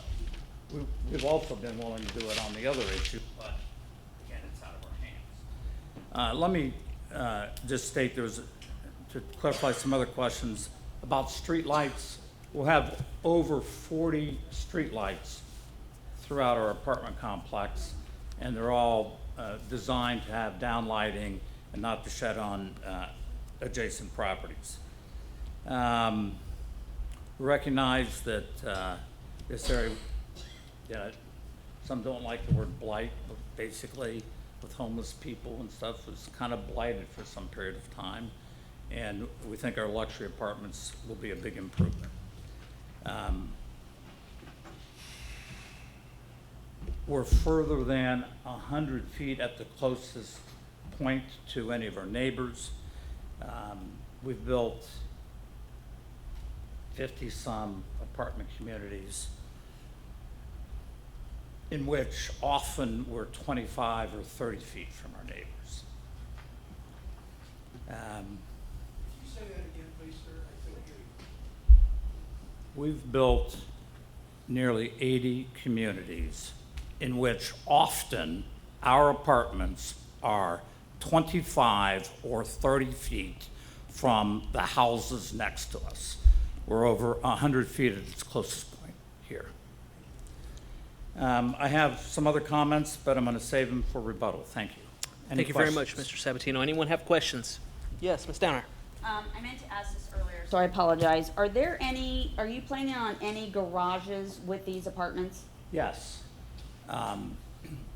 Some of the dwellings will have attached garages, meaning that I think there's 40 or 50 of them that have attached garages where the resident comes straight out of the car into their unit.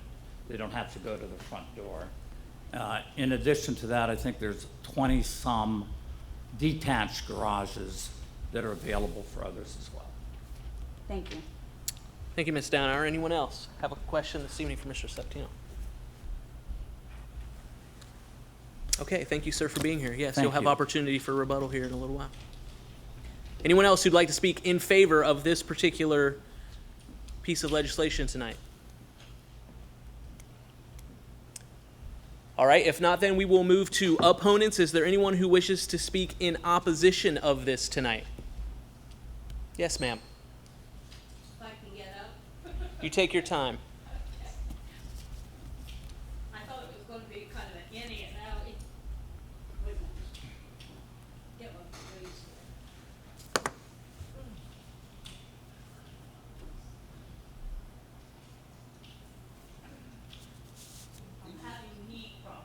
We're not in any hurry. We can't touch the mic, unfortunately.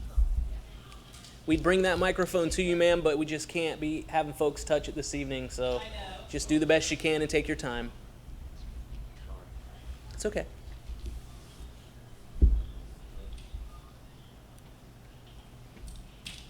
It's been a bad day today. I'm sorry to hear that. Me too.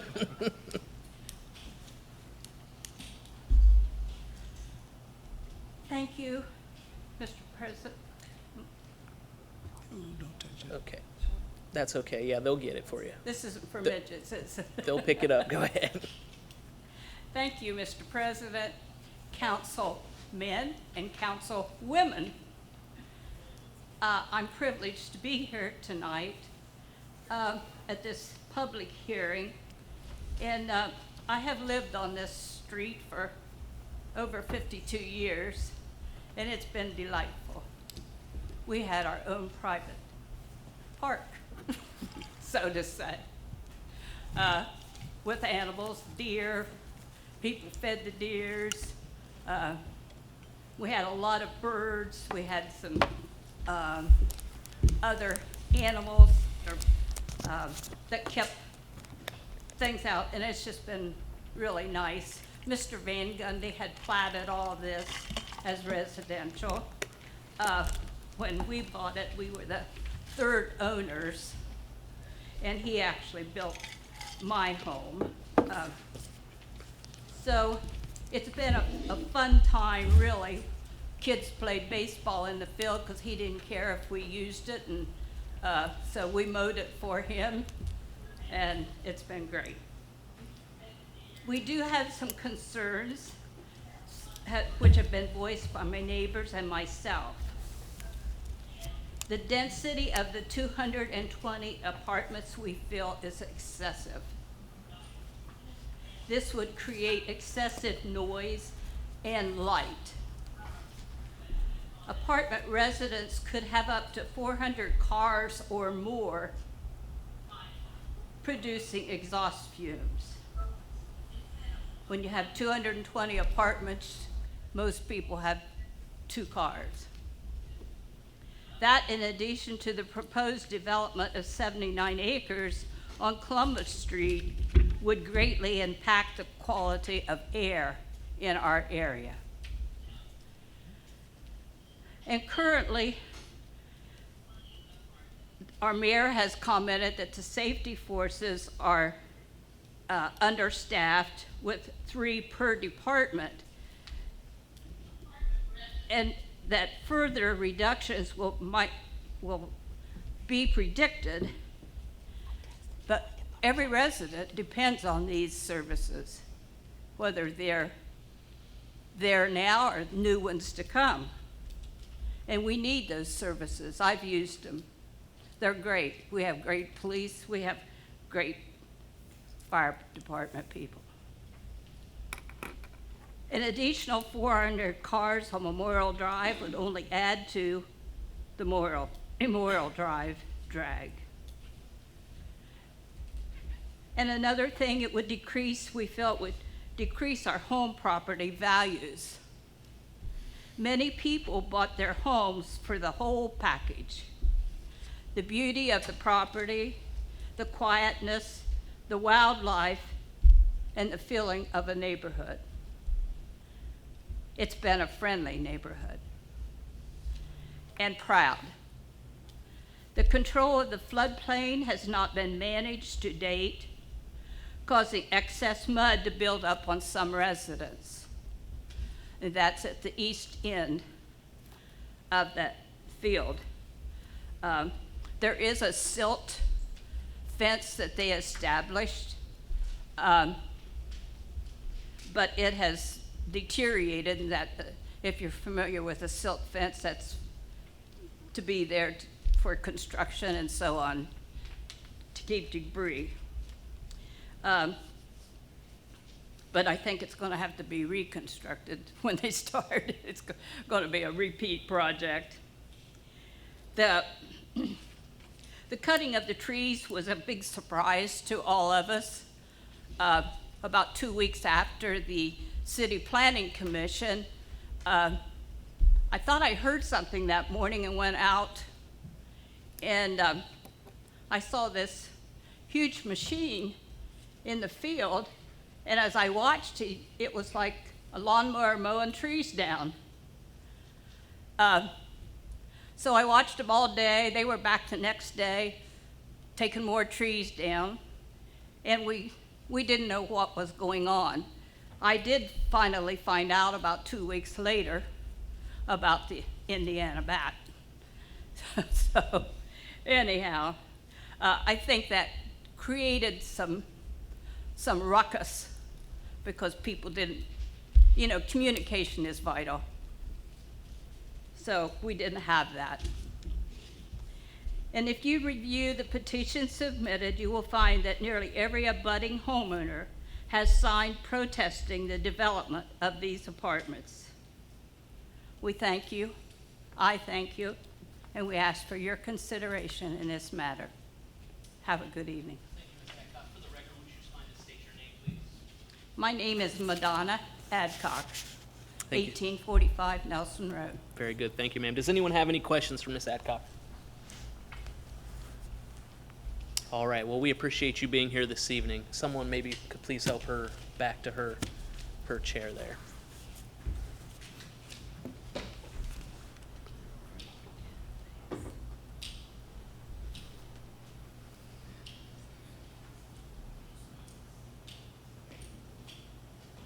Is there anyone else this evening that would like to speak in opposition to this legislation? Yes, sir. If you could just please state your name and address for the record. Yes, thank you. Thank you for your time. My name is Robert Daniel. I live at 1829 Nelson Road. Sorry, I drive a truck. I'm hardly ever home. Anyway, my concerns are, if this is approved, what kind of a barrier are they going to put between us and the apartments? Is it going to be a wall? Is it going to be a fence? How high? Or are they going to put mature trees? And then I want to know, when they do this, are they going to have to elevate it? When they go to excavate, are they going to have to elevate it? And where's the water going? Because right now, if you walk back to where they had the little fence, the little black thing, there's water laying, and it's still laying there, which attracts mosquitoes, which we never had when we had the woods behind it. And then the traffic flow, and then the kids. I mean, are there going to be kids there? And if there is, what about schools? I mean, are they already, due to the COVID, the class sizes will probably be smaller when they start to go back, so that's going to add more to the teachers. And then the crime rate, you have our property value. Where are they gonna put a retaining wall for the water that comes out, or not a retaining wall, but a retaining pond when the water, or are they gonna try to put it into the creek? Mentioning the creek, what kind of guarantee do we have that the kids won't come back to that creek and play in that creek? And then if they get hurt, who's responsible for that? And like the lady before me, she mentioned, the whole reason I bought my house was that view. No one wants to get up, walk out their back and look at an apartment complex. Nobody. I bought it because of the woods behind me. Then when I come home, now they're not there. All I have is Burger King. And I can almost literally order from my backyard. So those are just some of my concerns, and I thank you for your time.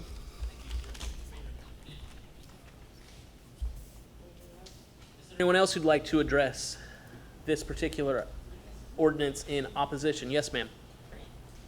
Just please state your name and address for the record. My name's Tamara Tippy, and I live at 1829 Nelson Road. Maybe some of my questions might seem less, I don't know how to put it in words, but to me,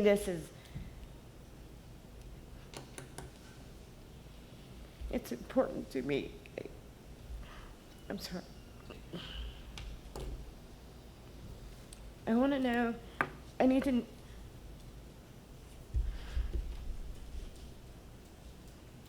I'm sorry, it was the first home we bought.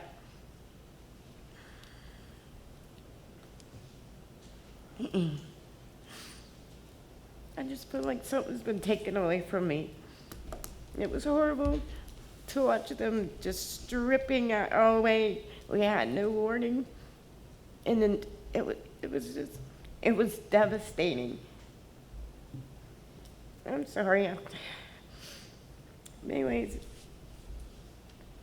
I need to know, where's the parking lot gonna be?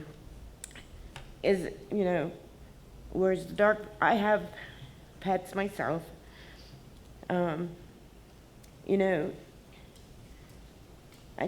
need to know, I want them people to come to my backyard and to bring their blueprints and show me where they're gonna put this stuff. How close is this gonna be to us? Where's the cars gonna park? I mean, I see, the back is gonna be to us. So is the parking behind there? Is the parking gonna be in between them and Burger King and, the pizza place and Kentucky Fried Chicken or my doctor's office, because I go to High Health, or, I feel they should come out and show us. You're welcome. Come knock on my door. Show me the layout of where all this is going to be. And I do believe we are entitled to have a fence put up, because the creek, and that's another question, like, since the creek runs through all of our properties, do we own it or does the city own it? Because we maintain the creek. Heck, we maintain that property. We're still mowing it clear out to them where they left a few little stubby trees. Betty, my neighbor, she lives in between me and her. We're all still mowing our yards, except for, I would appreciate it if the houses that aren't mowing anymore, I don't know who takes care of that, the city or the people that now own the property, but that grass is like this high now. So that's going to cause a concern for snakes, rodents, now that no one's maintaining that down there, but I just feel that, like, the traffic's going to be horrible. We all know traffic on Memorial Drive come Friday night, between 5 and 7 is miserable. And now they're going to put at least 200 or 300 more cars. Everybody leaving for work between, probably 5, 7 in the morning. And I feel that we have a right to know where the swimming pool's going to be placed, where this dog park's going to be, how close is that parking lot going to be to my backyard. And I feel that they should build a fence. They should build it at least 6 feet, to keep them from us and us from them, I guess. So, but I guess that's all I have to say. I don't mean to be such a big baby. It's been very emotional to watch them destroy all that. And I know I love animals, but little bunnies running for their lives, and it was horrible to watch. So, thank you for your time. Is there anyone else who'd like to speak in opposition to this ordinance tonight? Yes, sir.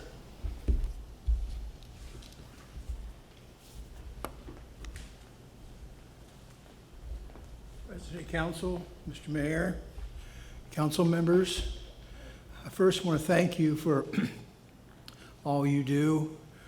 I'm the director of the Foundation Homeless Shelter on the west side of Lancaster. And before that, I was an innkeeper, and there were several nights that I sat up late and The only thing I could really find to watch was the videos of the council meetings so as you can imagine, that usually would help me with my difficulty with sleeping. Yeah, that's a rough night. No kidding.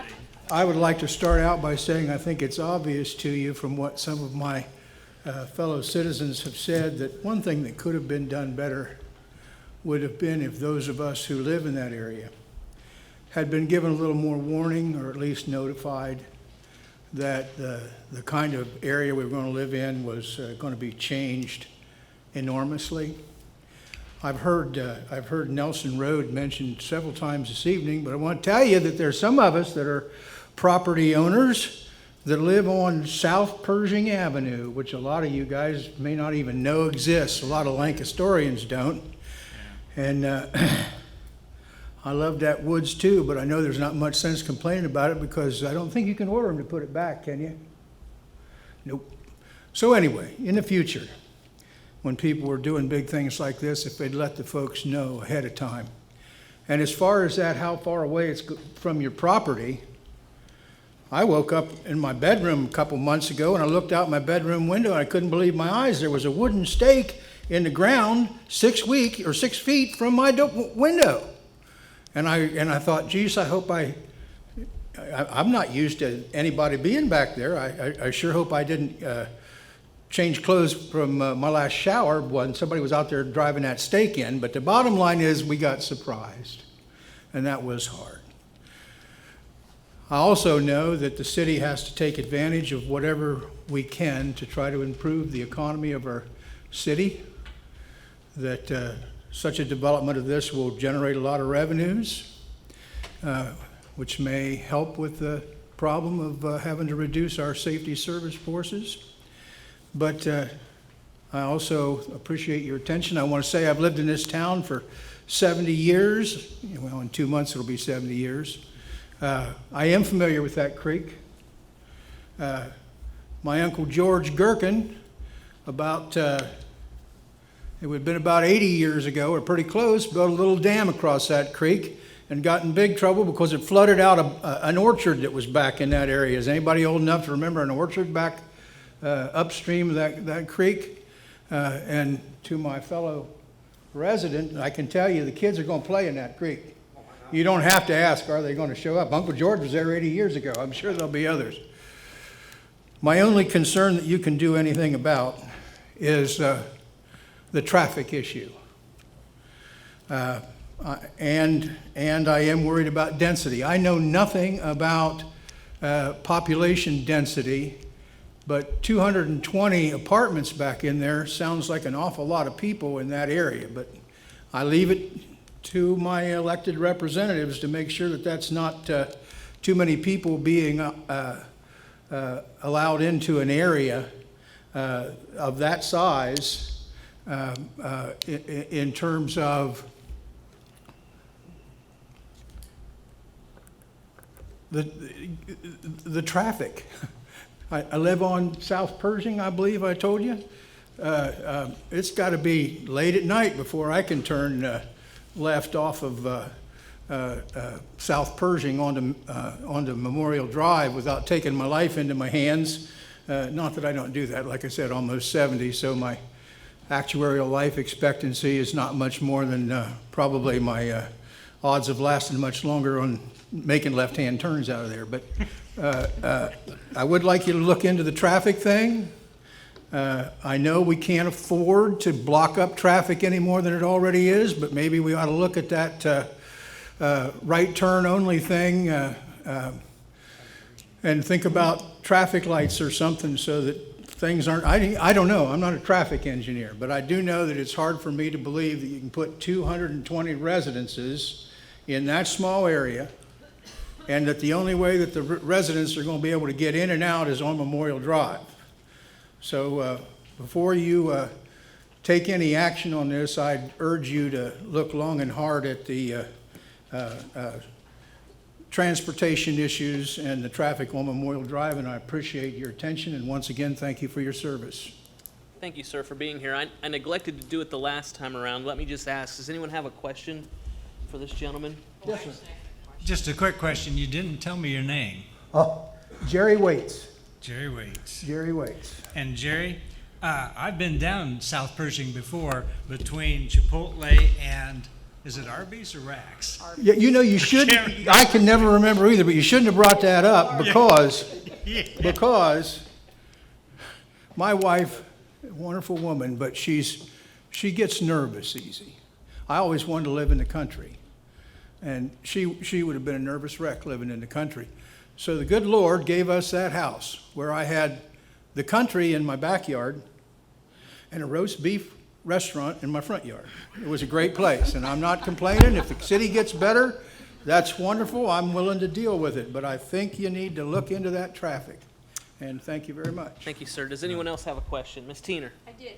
You said something about you being notified. When was everybody notified that this change was going on? Well, I was notified one morning when I looked out my bedroom window and there was a stake in the ground with an orange. And that could have been months ago. I don't know. I think those, I'm getting old enough that time kind of gets away from me, but I think those went up maybe 3 months ago. Was it, that's as much, because I can't remember. It seems like we've had it on our radar for quite a while. So that's why I was kind of wondering when the residents knew. Well, how would a resident get it on their radar? Well, Abutting property owners would have been informed of the public hearing for the planning commission Well, I when can that tell was you sent that out. that did not happen for me. I don't want to make any big No. deal about it, but it didn't happen for me. Yeah. Unless it was done in such a way that my good wife Lucy threw it away thinking it was junk mail. Understood. Oh. But if it does go through with the map the way it is, and they put in that drainage pond, that'll be right in my backyard. And as long as somebody keeps the mosquitoes killed, you won't hear any more out of it. But if I start getting bit by mosquitoes, I'm going to start showing up and holding forth at these meetings until you guys are sorry that you did not make sure that wouldn't happen. Thank you. Thank you, sir. Is there anyone else who would like to speak in opposition? Yes, ma'am, I see you back there, please.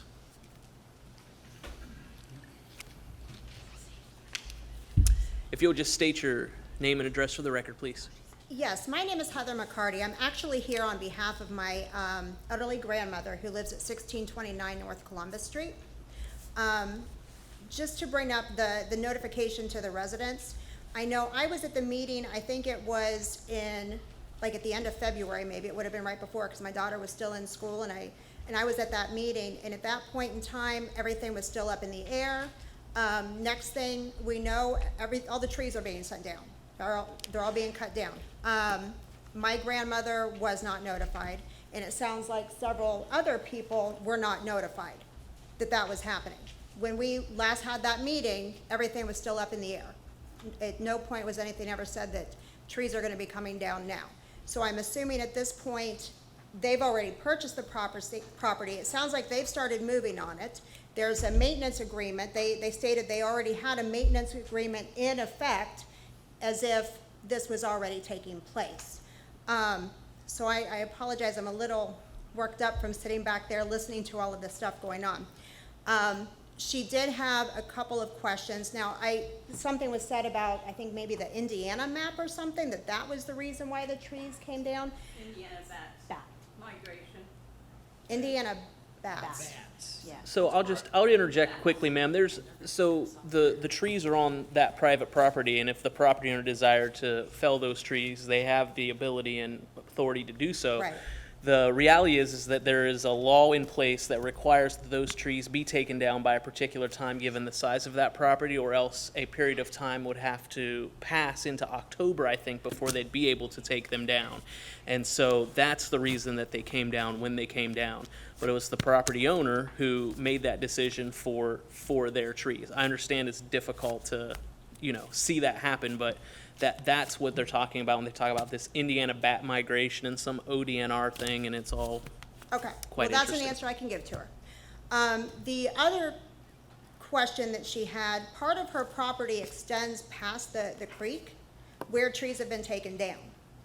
So who actually owns that property right now? Because technically trees have been removed from her property without her knowledge, without her notification. So who is the property owner that needs to be contacted? is my next question. So I'm assuming I'll get answered in rebuttal on that one. The other thing then, bringing up the creek, yeah, that's a big issue with the kids playing in the creek. We'd like to see them put a fence up. Just planting trees where they took down trees is not going, or shrubbery isn't gonna stop kids from getting back there to it. There needs to be fence or something put up to stop that. But those are the things that she had asked me to bring up, and thank you very much. Thank you, ma'am, for being here. Before you head back, does anyone have any questions? I'm sorry, your last name, McCarty, Miss McCarty? Yes. Anyone have any questions for Miss McCarty? No? Thank you. Thank you. Thanks for being here. Is there anyone else who would like to speak in opposition to this particular piece of legislation today? Mr. Mahalski.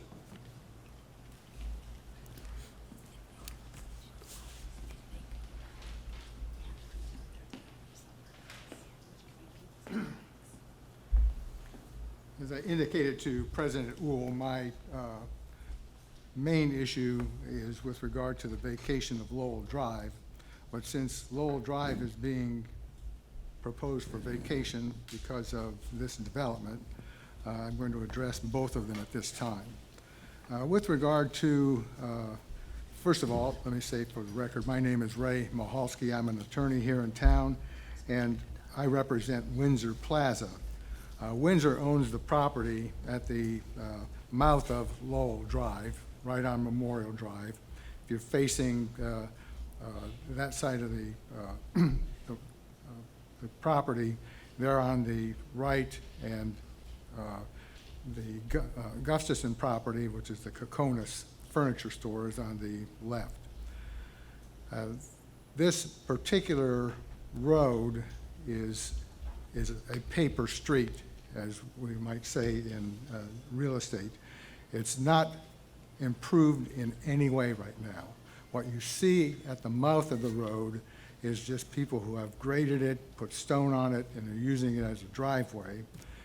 It is platted, and it could be open, but it never has been. As a matter of fact, when Lowell Drive was initially platted back in 1947, it did not go to Columbus Street. It swung around, it came in where it comes in right now, but it swung around to the left and joined Emerson. Ultimately, well, and Emerson went all the way out to Whittier. But as you can see now, there aren't any streets out there. Those have all been vacated, and there's just the stub of Emerson, which my clients have no particular beef with having vacated. However, we do have some issues with regard to vacating Lowell Drive. Lowell, as I said, goes all the way out to Columbus Street, and in the traffic study that was done for this development, nobody said a word about whether or not Lowell or Lowell Drive could be used for access down to Memorial Drive. It wasn't even looked at.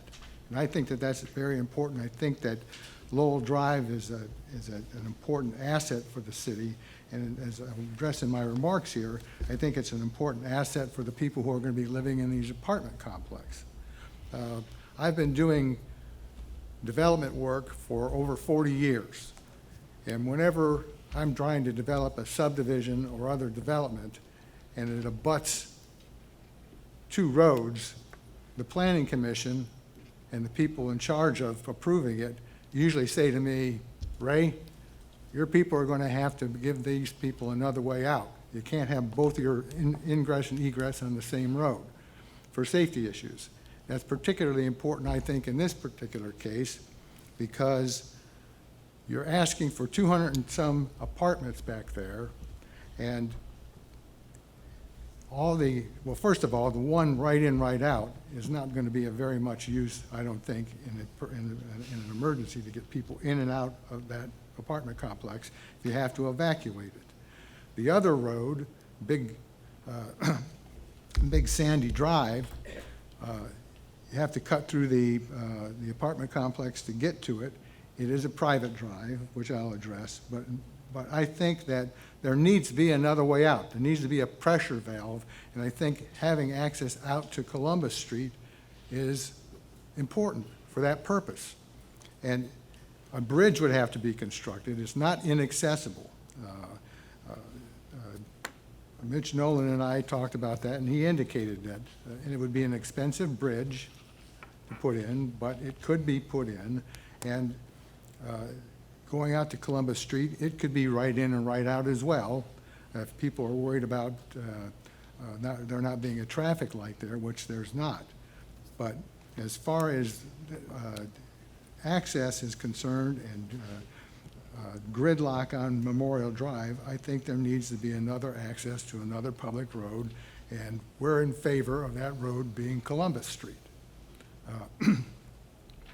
Now, with regard to, excuse me,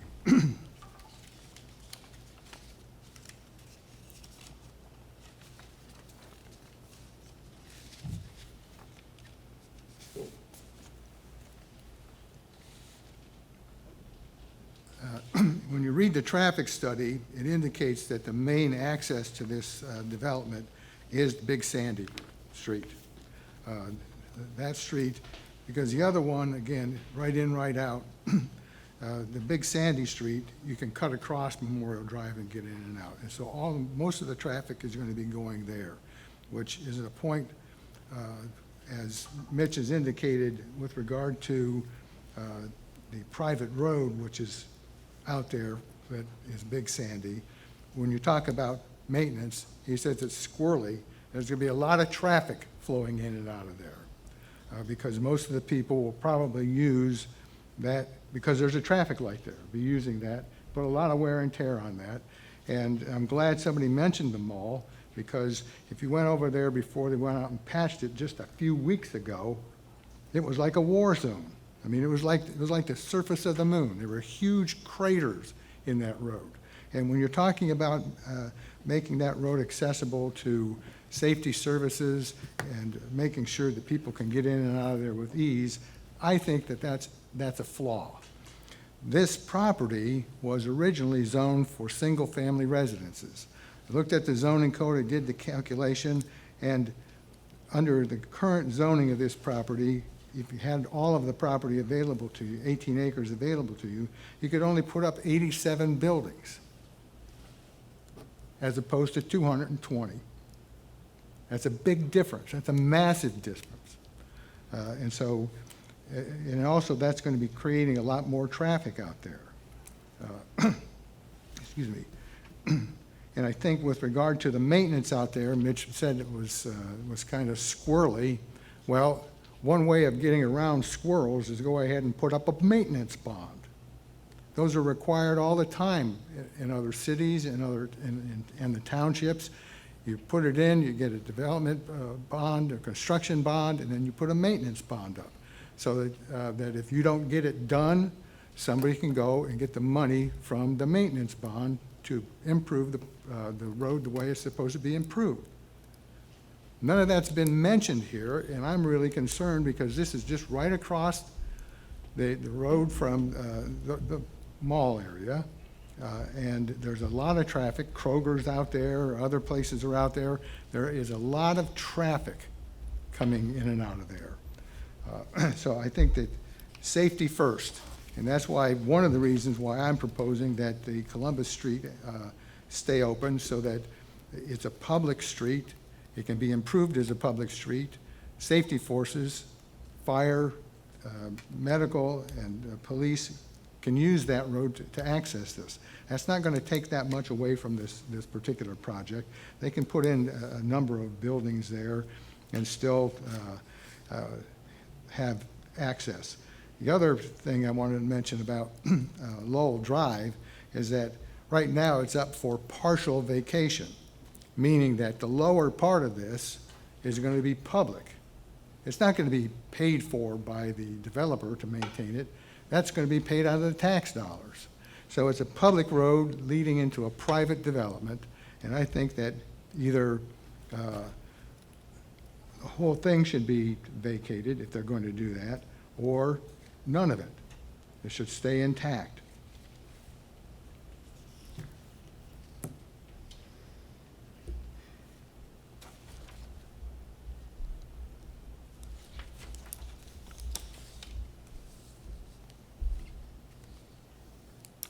And I think,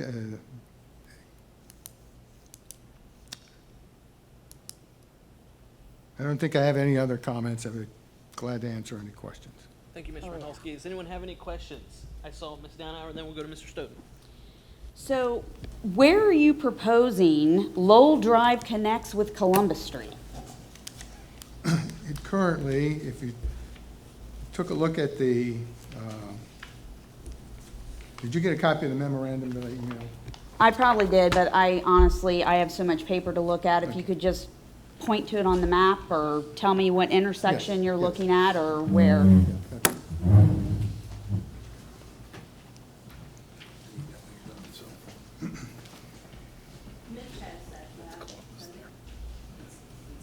While they're taking a look So at he's that, does taking anyone it else have two- questions for through Mr. two Michalski? houses? Well, that's what he's proposing.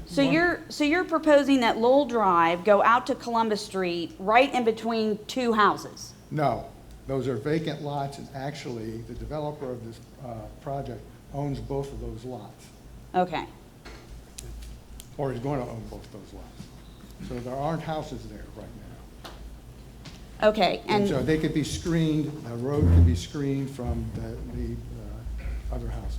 And a bridge would be, needed to be installed in order to ford the stream.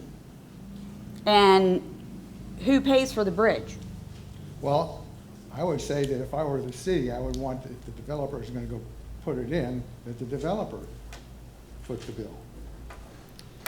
You wanna build it, pay for it. I've heard that a lot of times from a lot of different planning commissions. And I have one more clarifying question, but I can ask it now or I can wait. Go ahead. So earlier in your comments, you stated that there are 200 and you said the acreage would allow for 80 houses, not 220 buildings. Right. I don't see 220 buildings on this layout. I see 220 apartments, but not 220 buildings. I just want to clarify You've got- what you said. I said 80 houses, 80 houses. Given the size of the houses that need to be there and the amount, size of the lots under the zoning code for this area, you could only put 80 houses back there on that whole 18 acres. Okay, That's but you the made a density. comment about 220, and I want to make sure that the public heard, because I thought you said 220 buildings. No, 220 units, 220 individuals or families. That's a lot more than if it remained single-family residential zoning. That's gonna dump a lot of traffic out there. That's my point. Okay, You're thank you going for from- clarifying. Sure. Very good. Mr. Stoughton, did you have a question? I do have a couple. Go ahead. You did say buildings, which is why I understand. Oh, okay. And then you mentioned unit stuff. I apologize for the Yeah, error. no, that's fine. First of all, thank you for the information you sent, as you normally do. I appreciate that. I just have a few questions for you.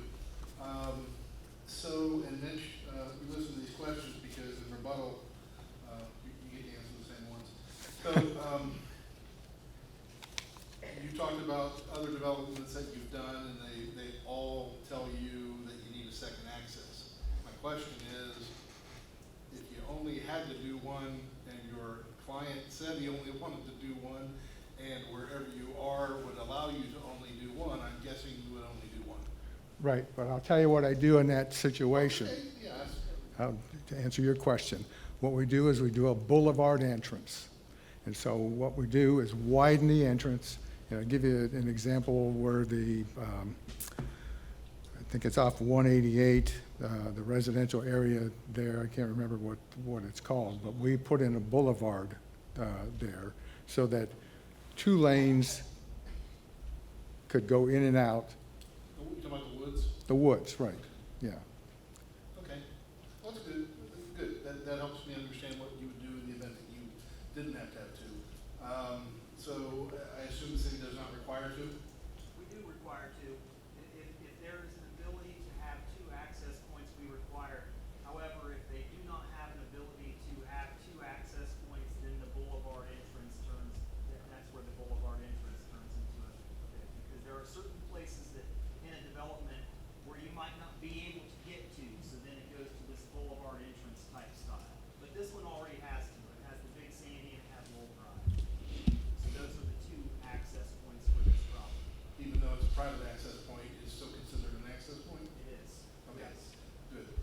And then the final question is, you mentioned maintenance bond.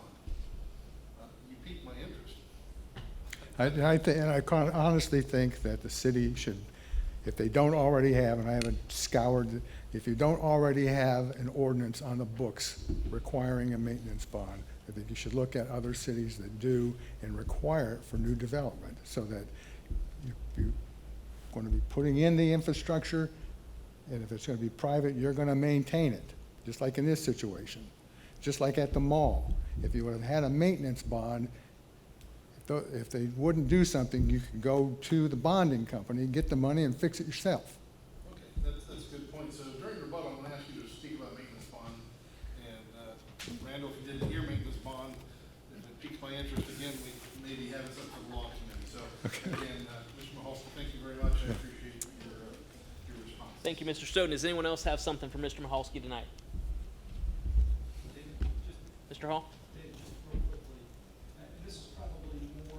Mitch too, but from the standpoint of traffic studies, we've had several residents and Mr. Mahalski refer to the traffic burden that is likely to occur. And I know Mitch has indicated that there has been a traffic study, and I guess I want to hear some additional rationale for why the city doesn't believe that this is going to be a traffic burden on the area. We could probably handle that in rebuttal. Yeah, we can, thank you. So we can have you speak to that in rebuttal, if you will, there, Mr. Nolan. Very good. Other questions? Seeing none, thank you, Mr. Mahalski, for being here. Thank you for your information. Okay. Is there anyone else who would like to speak in opposition of this legislation tonight?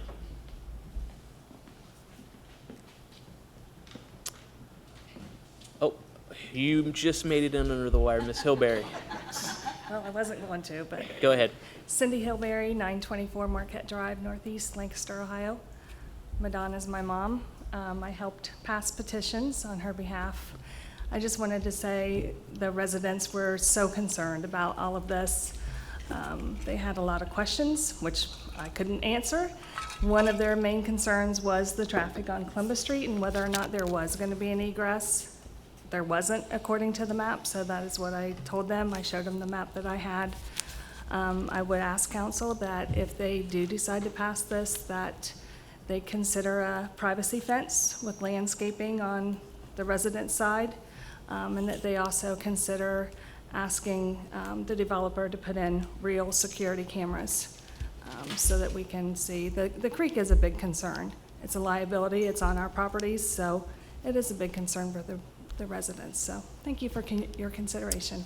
Thank you, Ms. Hilberry. I'll just mention that both Ms. Adcock and Ms. Hilberry are former clerks of this council, and we appreciate your service, your past service to the city, so thank you. Anyone else who would like to speak in opposition?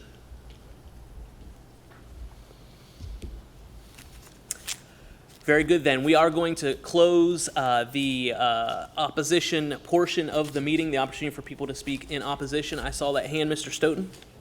Mr. President, I'd like to make a motion that we take a 10-minute recess at this moment. Very good. Is there a sounds like there are seconds as people are. Oh, do we need a roll call vote? Roll call? Do we have to? Roll call or aye?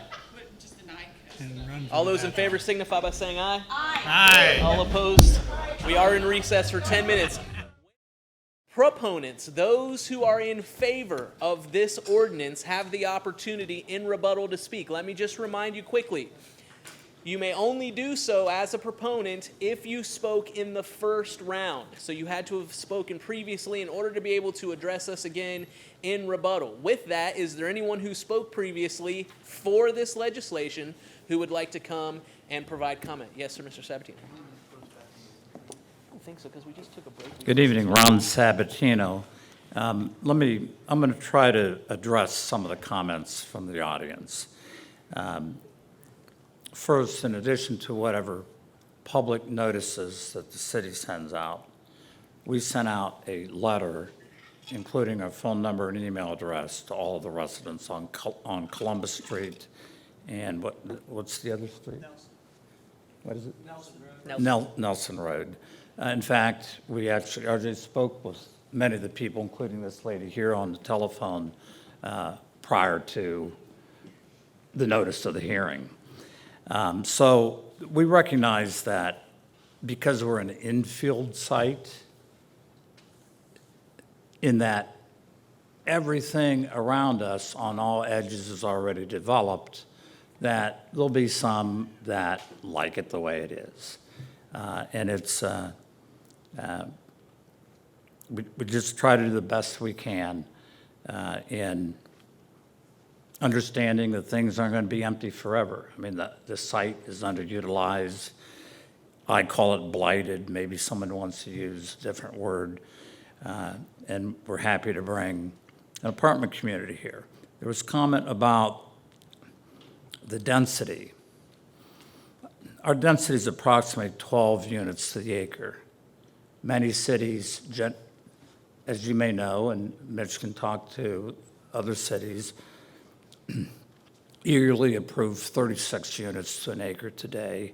In the city of Dublin, who used to be 1 unit per acre, if you've been over to Dublin lately, are doing 100 units an acre down on Bridge Park. Let me talk about the difference, the access road. There was some comment about a bond. Again, we're willing to discuss it, but I think there's a meaningful difference between this private road and the other issue that you may be having in the city. And that meaningful difference is this is not a road that goes anywhere.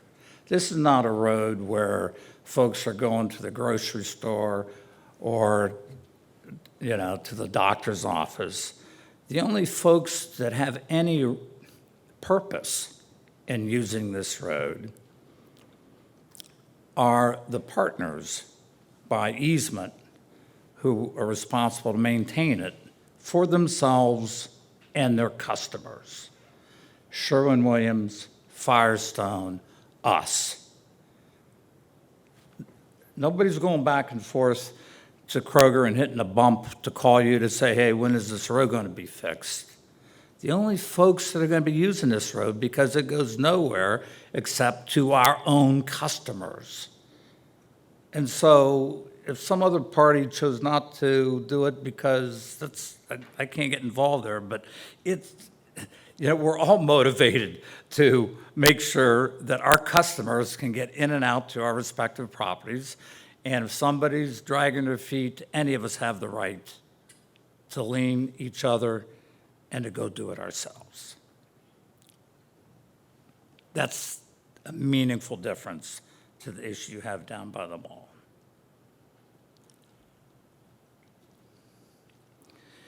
We have a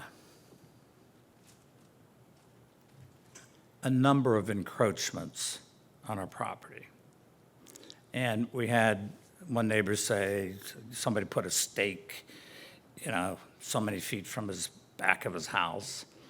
And I only say that, not that, we'll work with our neighbors, but what happens over time, and, it's happened a number of times, scores of times to us, is when there's a vacant field in somebody's backyard, over time, the rear backyard gets enlarged.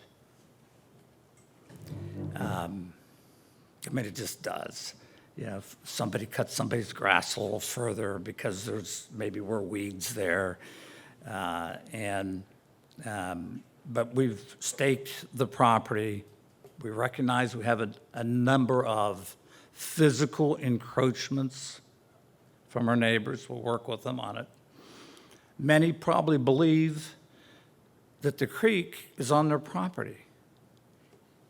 The overwhelming majority of the creek is well in the boundaries of our property. So as we hear folks say, hey, we want a fence, well, the creek's on our side of the fence for the most part.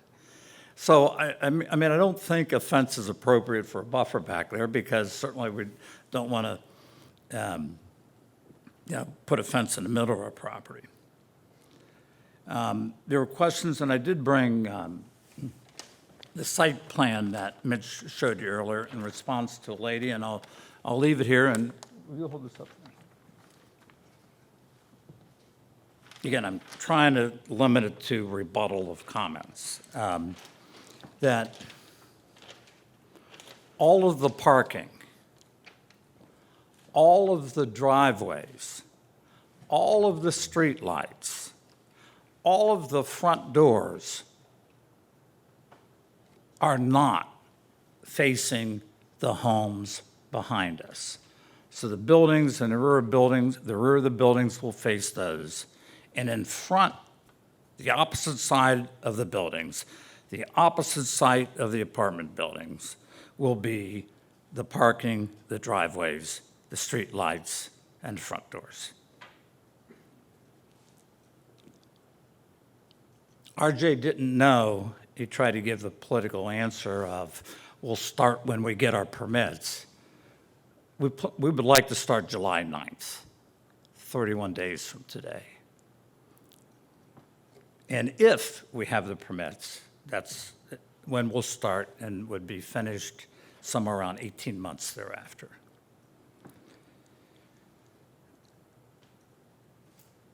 Mitch can talk about the traffic study because he's the one that reviewed it. He and his expert that concludes that there are no traffic impacts, and our 2 access points that we have are more than adequate. I will say that if we proposed an access to Columbus Road, you'd really have our neighbors screaming. This is approximately $20 million job. It will create 200 man-years of construction. A man-year is 1 man working for a year. 200 man-years is the job creation for, the construction. We'll have about 5 full-time employees and numerous service providers for the other services that we don't provide. You could figure out the revenue associated with, out of the 20 million, 60% of that is labor, 40% is goods and materials.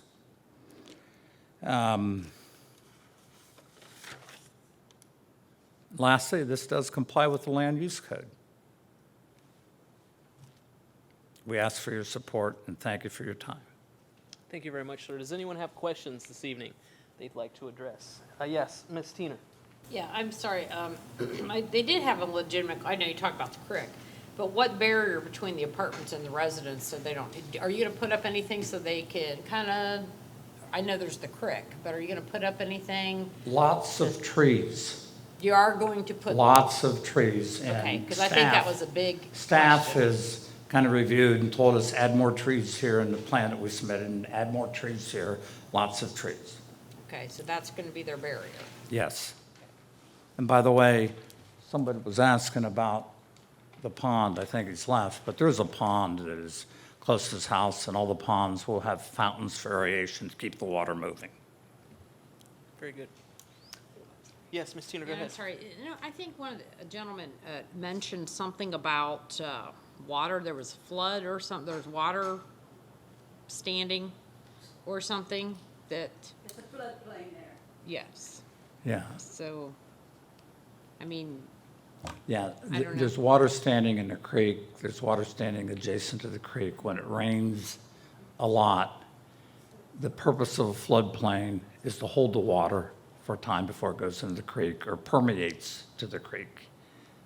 But there isn't anything building that's going to cause any more, that's going to. No, in fact, Flow it. again, your engineers can tell you we're required to, retain the water in our retention ponds so that we don't Right. create any more But water. I just didn't want to know if there's going to be any elevation or anything that was going to cause anything.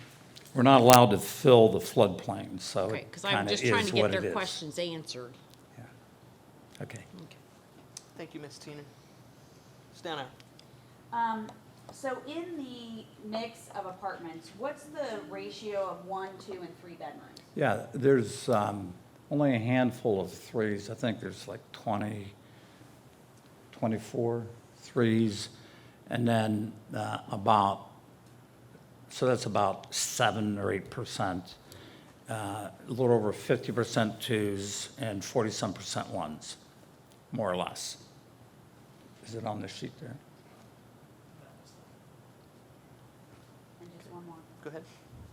And so given the density comment, traffic congestion comment, how many cars are you anticipating? Because I know you have parking spots laid out, and then we talked about the garages earlier. So with this ratio of 1, 2, and 3 bedrooms, how many cars are you expecting in the complex? More than 300 when we're full, and 350, 370. It's a function of, one bedroom's generally one car, sometimes 1.5. We're finding that in many cities, the parking requirements are being reduced substantially because folks should use an Uber and shared riding and so forth nowadays. But my best estimate for you is 3 to 350.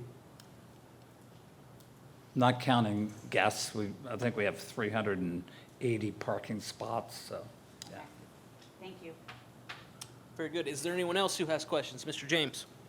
I would assume that you will also provide all the maintenance for the facility, snow removal, mowing, and trimming and all that, correct? Yeah, directly and indirectly. Our 5 employees don't do all of those things, but, so our 5 employees and our contractors and vendors and service providers, Sure, yes. that's part of your responsibility, though. Yes. I know a lot of the concerns, and I've walked the creek. I'm friends with Miss Madonna Adcock, and I've walked back there before, and like you said, a lot of people have kind of utilized that area, even though they didn't own it, just to mow it and keep it from encroaching on their other property.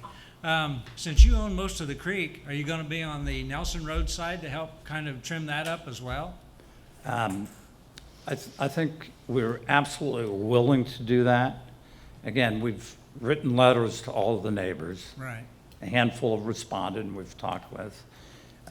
We're willing to maintain and prune all of it. And similarly, we're willing to work with a neighbor if they want, as long as they don't get landlocked over there, to allow them to, kind of have possession of that side of the creek. We don't want to go on that side of the creek, right? So, but we'll go on it over there to cut the grass because that's our responsibility. Right.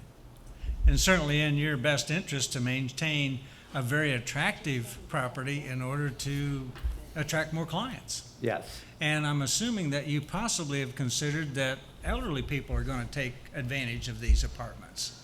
They're all, not all, but 90% of them are single story, not Right. 2-story. Right. And that makes it attractive to our aging population. Like me. Not like us, like him, Thank you, that answers the question. Thank you very much, Mr. James. Anyone else who has questions? Yes, Mr. Mallon. You manage your complexes after you build them. You don't sell them off for somebody else to run, or? That's correct. So how many do you manage now? Slightly over 4,000 dwellings. We built River Valley in 1994. Okay. You good, or you have other questions? I'm good. Anyone else have questions this evening? Ms. Bobbitt, I hear you rumbling there. Do you have something? David, I have a question or a couple questions, but this might be something that I need to address with Mitch Nolan. Well, I think we're going to ask Mitch to come up and talk about the traffic study here in a bit. So, do you want to hang? Okay. You want to hang on there? I will. Okay. Thank you. Anyone else have any questions for Mr. Septier? Would anyone like a closer look? Unfortunately not, ma'am. I'm sorry. Yes, I'm sorry. You can feel free to connect afterwards with them if they're around. Would anyone like to look this a bit closer? Yeah, I think we have. Anyone else? Well, thank you very much for being here. We appreciate the Thank you information for your once again. time. Thank you. Anyone else that would like to speak in favor of this legislation? Yes, Mr. Johnson.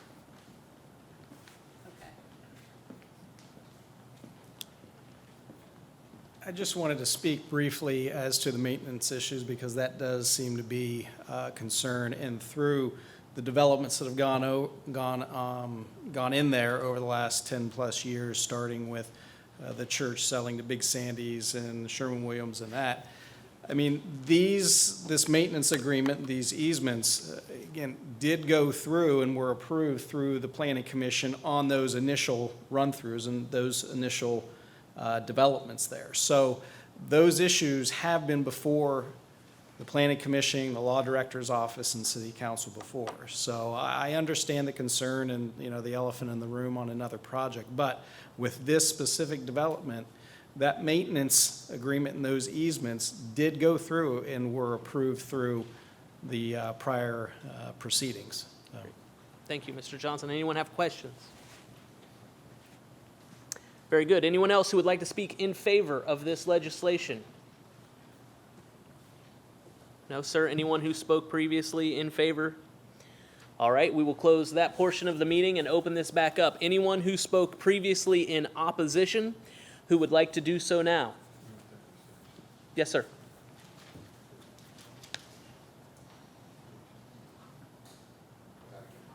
Okay.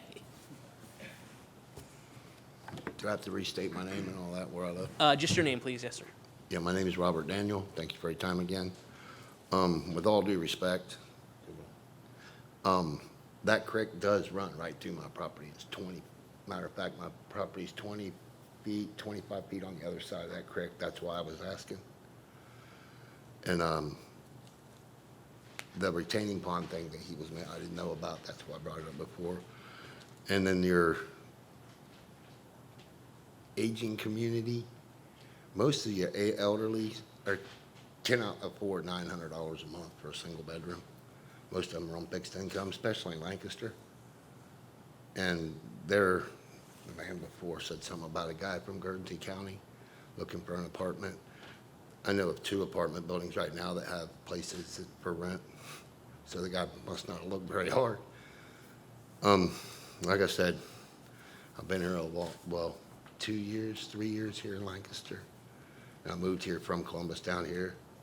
It's a really nice place, but the reason I moved here is because of the people and because of the house.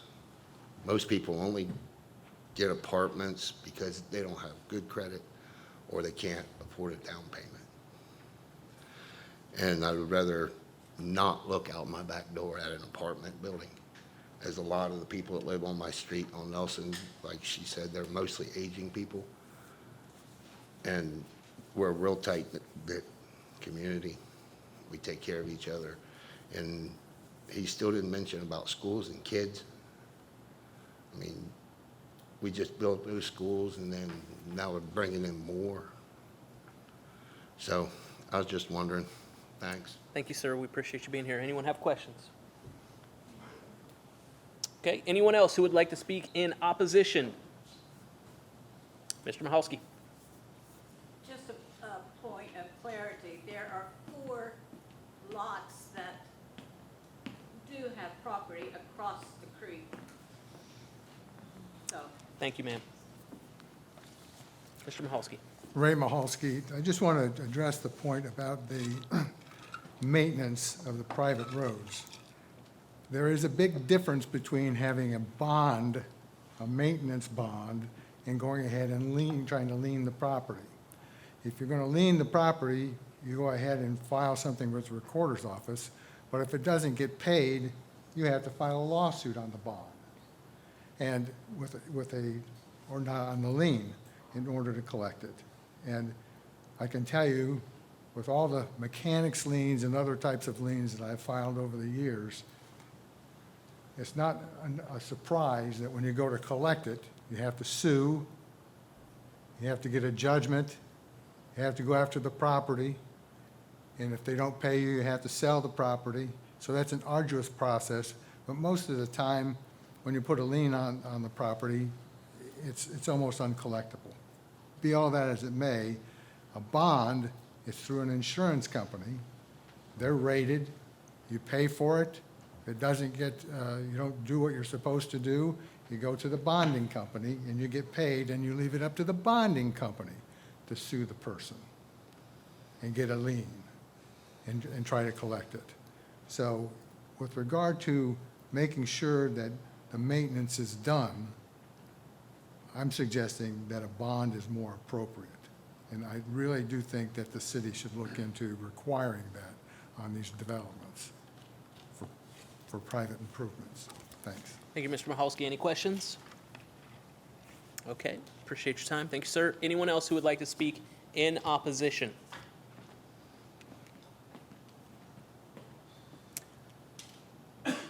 All right, very good. Well, thank you all once again for being here. We are going to close this portion of the meeting. We will toss it back to Mr. McDaniel for comments. As we do, Mr. Nolan, I think there may be a couple questions about traffic study. If does someone wanted to address that very quickly.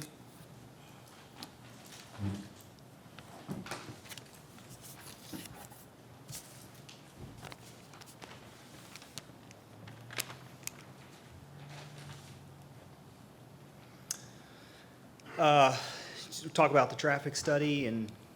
Let's go with Melody. She had the first question, I think. Ms. Bobbitt, are you ready? I am ready. Go for it. Okay, Mitch, so we're talking about these private roads. I'm trying to get this in my head correctly. Rocks and ravines, that's all private roads out there, and they're well maintained. How about over at Hunter Trace, all of the apartment buildings over at Hunter Trace? I mean, we have the streets up to them, but then it's up to Fairfield Homes, or whoever has that right now, to take care of all the streets within those apartments. Is that correct? That's correct. So, I mean, over at Hunter Trace, it's not as many as these apartments, but it's going to be the same exact thing. Is that correct? It's not quite the same.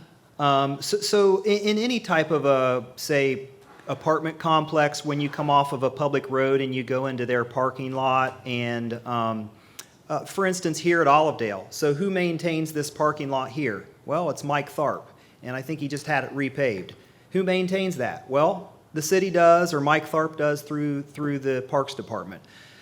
This one is a little bit different in the sense that there's multiple interests. In something like over at Hunter Trace, maybe Gorsuch owns those apartments. So you come off of there, and probably what happens is Gorsuch owns them or manages them. It's owned by one ownership. So you don't have multiple cooks in the kitchen, per se. So that's a little bit different. So hopefully that clarifies that question. Okay. Melanie, could I say something? Mitch, the Parks Department didn't pay for the parking lot or fences by a grant and some other private funding. Okay. I do have some people out there wondering where that comes from. Okay. Just to make sure. Bad example, sorry. The city did not fund that. Okay. So we are grateful for that grant and that gift. Yeah. Ms. Bobbitt, do you have additional questions? That's the only clarification, and then Mr. Sabatino said that definitely street lights for safety, because we don't need another debacle, another area without street lights. Very good. Thank you, Ms. Bobbitt. Thank you. Do others? Mr. Stone, did you have questions or? The only one I have is the maintenance bond question. I mean, and again, I think that's something that's probably going to be referred to the law committee to at least take a look at. But I mean, have you had any experience working with those, and your thoughts on that? So here's how the city, so we talk about these two access points. So we have one that's the Lowell Drive section, and then we have one that's the private roadway section. So the Lowell Drive is public, and what we'll do is we'll require a construction bond. So just so you know, they talked about schedule and those types of things, just to follow up on that. So we are in our second round of comments that they've submitted. I think Stephen is actually reviewing those right now, so they're really close to getting construction drawing approval. Once they get those construction drawing approval, they already have their permit to install for their sewer installation, so they're really, really close to begin construction, just to go back on that a little bit. But the bonding, so they'll post a construction bond, and they will also post a maintenance bond for the Lowell Drive improvements, because those are public improvements that they will fund, they will build, but they will have a construction bond throughout construction, and then once the improvements of that public improvement are done, completed with the final course of asphalt, starting at that period of time when we have our total punch out, starting at that point, it'll roll into a maintenance bond, which is a reduced percentage of the total construction. So let's just say it's $100,000 worth of construction. The maintenance bond is like maybe 20% or something like that, but we carry that for 1 year. Once that 1 year comes up, we inspect it again, and then at that point, once all deficiencies are made, at that point it becomes the city's. So that's how it's done for stuff that's within our right-of-way. In terms of a maintenance bond on a private easement or private property, I don't know how that could or would work. That's more in the realm of the legal folks, but that's maintenance bond in the public improvement side. Okay. David? Mr. Stone, did you have other questions before we move down? Okay, Mr. Hall, that's okay. Yeah, just real quickly. I thought Mr. Sabatino made an interesting point about the difference between this particular development and other developments in terms of the use of the roads. And that provided me with a little more assurance. But I guess the piece that does concern me a bit is the fact that we have multiple partners that are going to be sharing responsibility for the maintenance of the entrance and exit points into the development. And I'm wondering if there's any way that we could structure the arrangement so that there would be a single point of accountability, and that whoever that party is could work with the other parties to make sure that they pay their fair share. So I'll add to this a little bit. So let's just, so I have the maintenance bond right here, or the maintenance agreement. This is the agreement that's between all the parties right here. It's a document that was signed by Mr. Helber and all the other parties, the Barclay Holdings and all these folks. And so Mr. Sabatino is correct. So they all are like accountable to one another, but the main person that would be in charge of it is Barclay, okay? And I'm not sure who Barclay is, but Barclay Holdings is the main holder of the easement. However, all the other people that are involved, it's a way of going through it, and if they don't respond within 15 days, then the other person can do the work, and then the other person has to pay them and all these things. But I guess the thing that would concern me is just, okay, who's really, when it's a right-of-way in the city, we're the owners. We're it, okay? When it's someone else, it turns into, well, it's him, or maybe it's him, and it's maybe him, or her, or whoever that is. So, again, that's just a little bit of a rundown on what that specifically says. Mr. Hall? Now, I think that's helpful, and I do think that, generally speaking, given the nature of the development, that the multiple owners are going to be motivated to maintain the roads. But I'm just thinking down the road, if we have a situation where one or two of the property owners is in a non-viable situation, that we might see some slippage in some parts of the development. Again, it's not an immediate concern, and it's not a big concern, given Mr. Sabatino's comments about motivation and the difference between this and some of the other developments. Thank you, Mr. Hall. Other questions for Mr. Nolan? Yes, down here. How far back Lowell Drive will be public? back to the back of Kokonas Furniture and Ohio Health. Okay, Those back property lines is where public stops and private begins. thank you. Further questions for Mr. Nolan? Yes, Mr. Matlock. So the Lowell Drive vacation is the rest of Lowell Drive. We're not maintaining part of it over off Columbus Street where it is plotted. If anyone can see this kind of color depiction here. So this is Emerson Boulevard, this is Lowell Drive, this is Columbus Street, down here would be Memorial Drive. So this section here where you see kind of the green, that will maintain as public.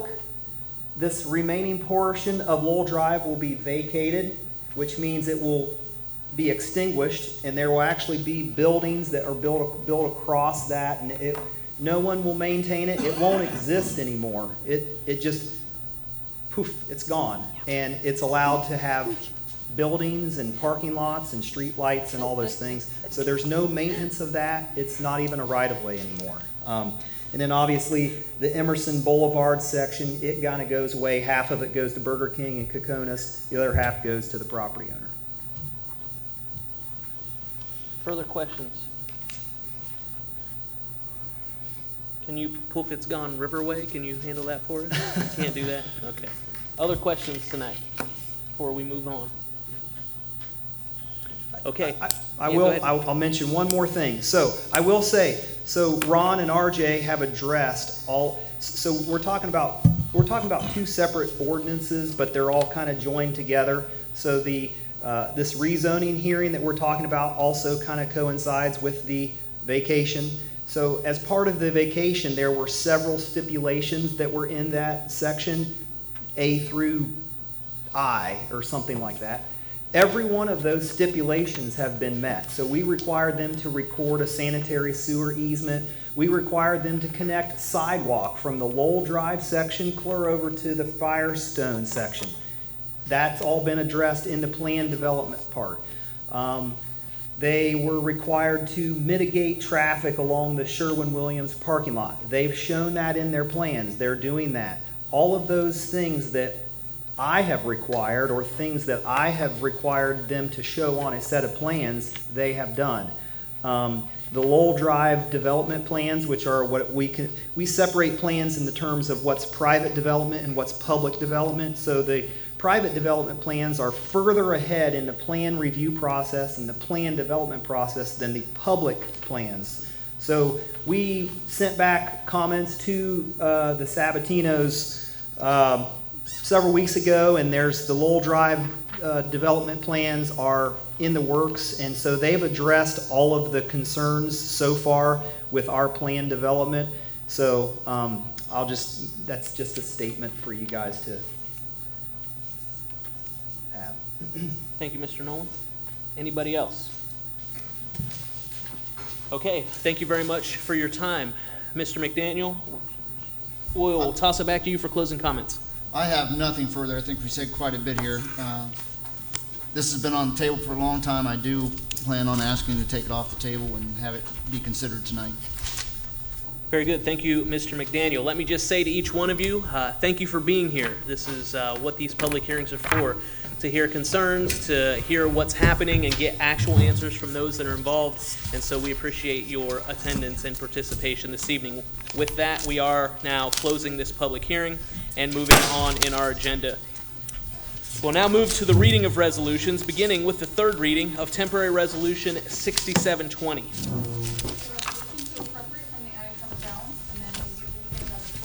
Appropriations with the county auditor and to increase estimated receipts in the LDOT Fund 208, offered by Mr. Schoonover, second by Mr. James. Thank you very much. Oh yeah, that'll be fun tonight for you to toss this over. Really quickly, as I see people gathering to leave, you're more than welcome to do so as we work through this. I do expect there will be a vote on this tonight as we get through the process. We do not have a ton of legislation. I expect that we will at least pull this off the table and discuss it tonight. And it's possible then a vote would go forward, and so you're welcome to stay or leave, whatever you may choose to do at this particular time. With that, we'll move back and toss this to Mr. Schoonover. Yeah, Mr. President, I'd like to make a motion that council pass and roast the Department Director temporary resolution 6720. Mr. James? And I second that motion. We have a motion and a second to pass, engross, and enter upon the written record temporary resolution 67-20. Discussion, Mr. Schoonover? Yeah, this piece is, Ow, by lightning. Hot mic here. Got a real hot mic. all right, this piece is just to, take funds received by, the fire department, put into, or I'm sorry, not the fire department. It's past my bedtime. Falling apart over here. 208, $61,500 from a grant and a couple other work reimbursements. That's all I got. Very good. Further discussion on the motion to pass. Please call the roll. Mrs. Bobbitt, Yes. Mrs. Downhour, Yes. Mr. Hall, Yes. Mr. James, Yes. Mr. Matlin, Yes. Mr. McDaniel, Yes. Mr. Schoonover, Yes. Mr. Stoughton, Yes. and Mrs. Teener. Yes. Temporary resolution 67-20 passes 9-0. We now have first reading on a series of resolutions, beginning with temporary resolution 71-20. A resolution to appropriate from the unencumbered balance and to amend the certificate of appropriations with the county auditor in the general fund 101, offered by Mrs. Downhour, second by Mrs. Bobbitt. Ms. Downhour? First of three readings. First of three readings on temporary resolution 71-20. Temporary resolution 72-20. A resolution to appropriate from the unencumbered balance in the .45 Police and Fire Levy Fund 247, increase receipts and amend the certificate of other sources and appropriations with the county auditor, offered by Mrs. Bobbitt, second by Mr. McDaniel. Ms. Bobbitt? This will be first reading. Wait a second here. Yes, we'll wait a second because we would like to suspend, I believe. I know you would like us to suspend. Would you like to? Yes. Okay, Yes, you could. go ahead. Mrs. President, I'd like to make a motion to council suspend the rules and waive the second and third reading of temporary resolution 72-20. Second. Yep. We have a motion and a second to suspend the rules and waive the second and third reading of temporary resolution 72-20. Discussion, Ms. Bobbitt? This is a grant money that we're taking in, and, it's, always nice to get grant money. Thank you. Thank you very much. Further discussion on the motion to suspend. Please call the roll. Mrs. Bobbitt, Yes.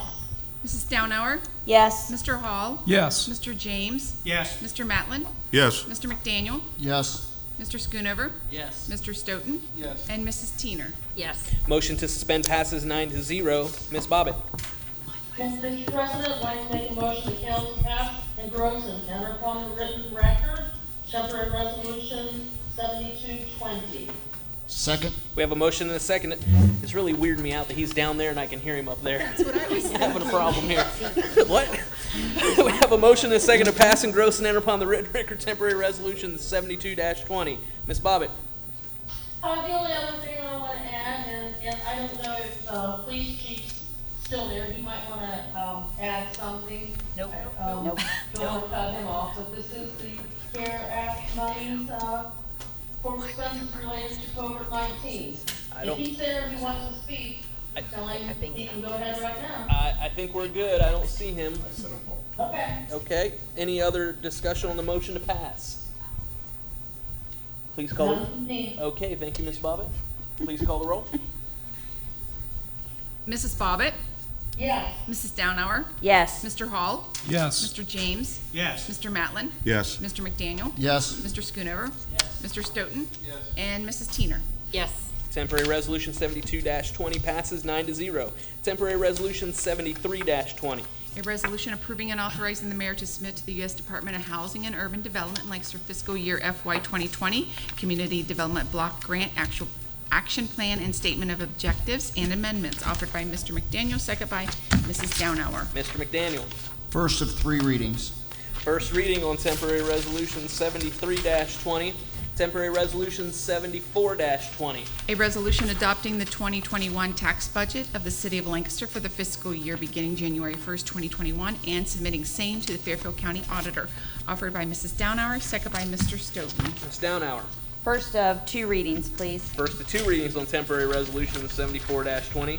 Temporary resolution 75-20. A resolution authorizing the adoption of a revised investment policy of public funds for the city of Lancaster, Ohio, offered by Mrs. Downhour, second by Mrs. Bobbitt. Ms. Downhour?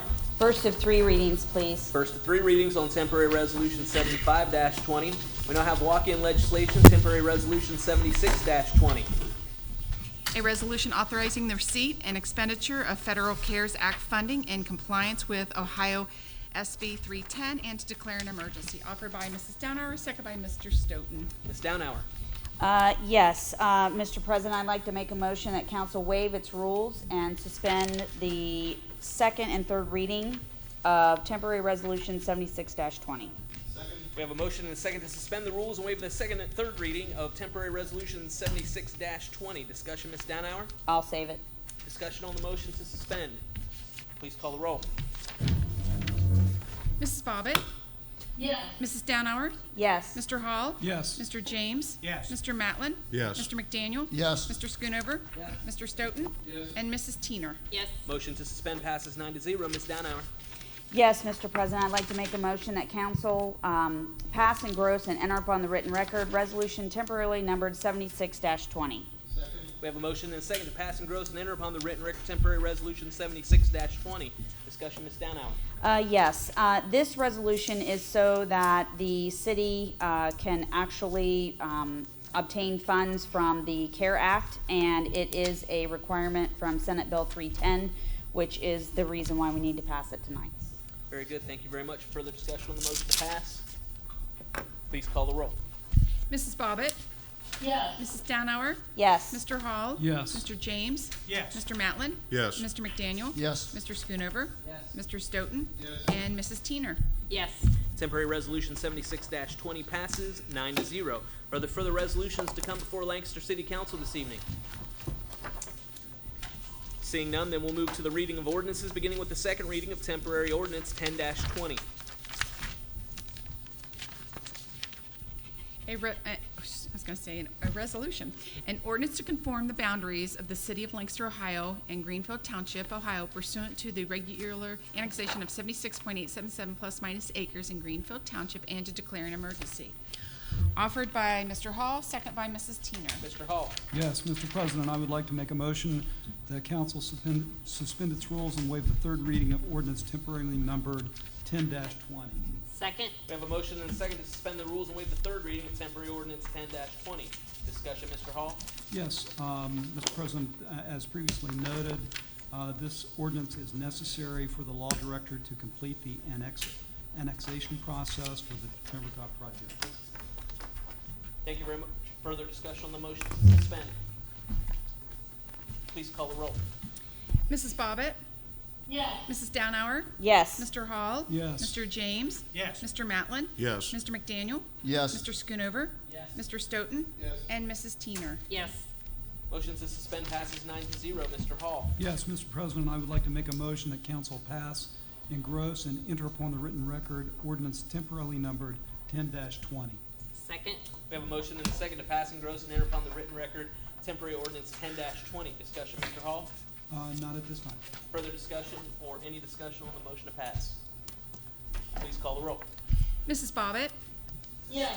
Mrs. Downhour? Yes. Mr. Hall? Yes. Mr. James? Yes. Mr. Matlin? Yes. Mr. McDaniel? Yes. Mr. Schoonover? Yes. Mr. Stoughton? Yes. And Mrs. Teener. Yes. Temporary ordinance 10-20 passes 9-0. We now have first reading on a series of ordinances, beginning with temporary ordinance 11-20.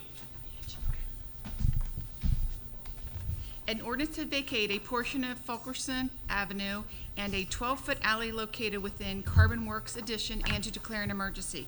Offered by Mr. McDaniel, second by Mr. Stoughton. Mr. McDaniel? Yes, Mr. President, I'd like to make a motion that council suspend its rules and waive the second and third reading of ordinance temporarily numbered 11-20. Second. We have a motion and a second to suspend the rules and waive the second and third reading of temporary ordinance 11-20. Discussion, Mr. McDaniel? We discussed this in Finance Committee. This allows for a parking area to be established for the old Lynch warehouses out there, and the vacation has been reviewed and approved by all parties involved. Thank you very much. Further discussion on the motion to suspend? Please call the roll. Mrs. Bobbitt? Yes. Mrs. Downhour? Yes. Mr. Hall? Yes. Mr. James? Yes. Mr. Matlin? Yes. Mr. McDaniel? Yes. Mr. Schoonover? Mr. Stoughton? And Mrs. Teener. Yes. Motion to suspend passes 9-0. Mr. McDaniel? Mr. President, I'd like to make a motion to council pass, engross, and enter upon the written record ordinance temporarily numbered 11-20. We have a motion and a second to pass, engross, and enter upon the written record temporary ordinance 11-20. Further discussion, Mr. McDaniel? Nothing further. Discussion on the motion to pass. Please call the roll. Mrs. Bobbit? Yes. Mrs. Downhour? Yes. Mr. Hall? Yes. Mr. James? Yes. Mr. Matlin? Yes. Mr. McDaniel? Yes. Mr. Schoonover? Mr. Stoughton? And Mrs. Teener. Yes. Temporary ordinance 11-20 passes 9-0. Temporary ordinance 12-20.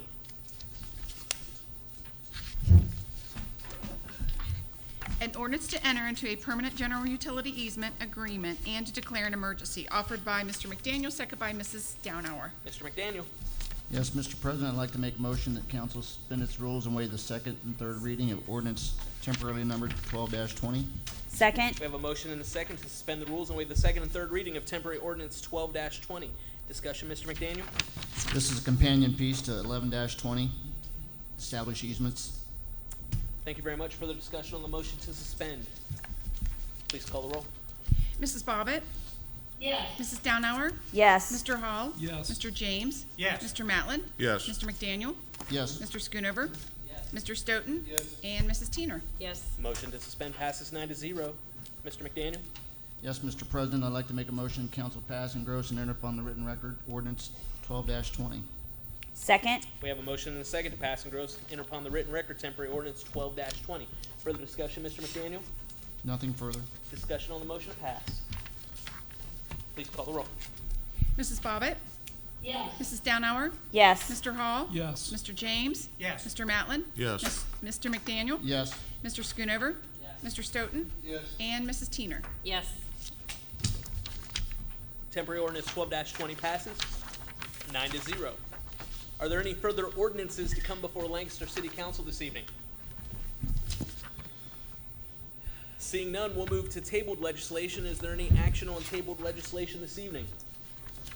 Mr. President, I have a couple I'd like to take action on. Yes, Mr. McDaniel. Mr. President, I'd like to make a motion that council remove from the table ordinance temporarily numbered 1-20. Second. We have a motion and a second to take from the table temporary ordinance 1-20. This motion is non-debatable. Please call the roll. Mrs. Bobbit?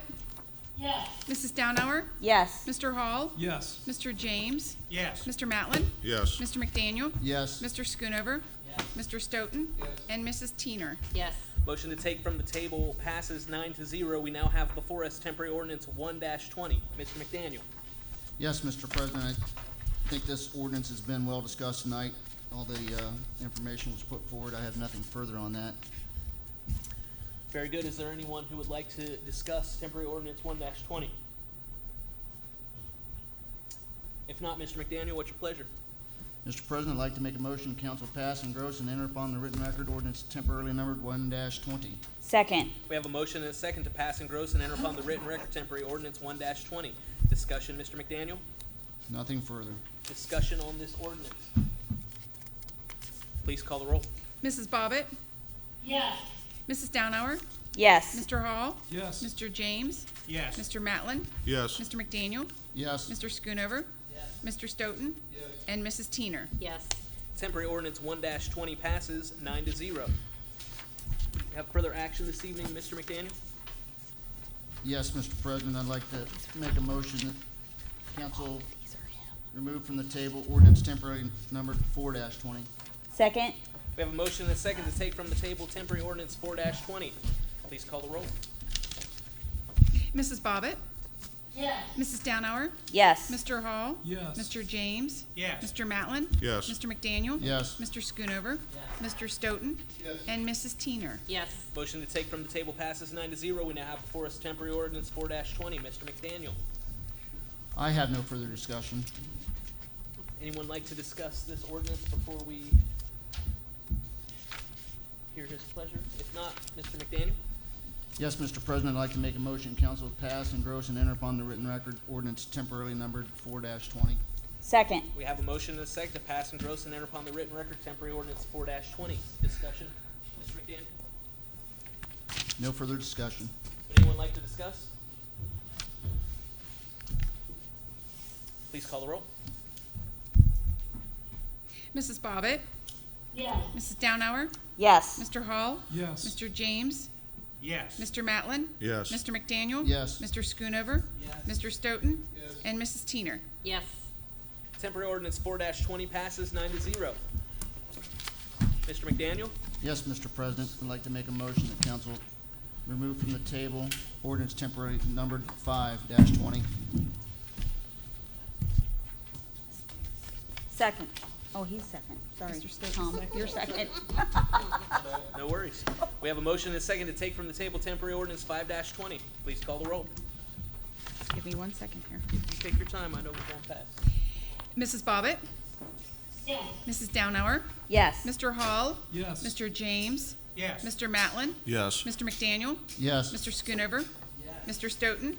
And Mrs. Teener. Yes. Motion to take from the table has passed 9-0. Now have before us temporary ordinance 5-20. Mr. McDaniel. I have no additional discussion. Okay. Go ahead and make the motion. If we want discussion, we can do it within the context of discussion. Yes. Mr. President, I'd like to make a motion that council pass and engross and enter upon written record ordinance temporarily numbered 5-20. A motion and a second to pass and gross and enter upon the written record temporary ordinance 5-20.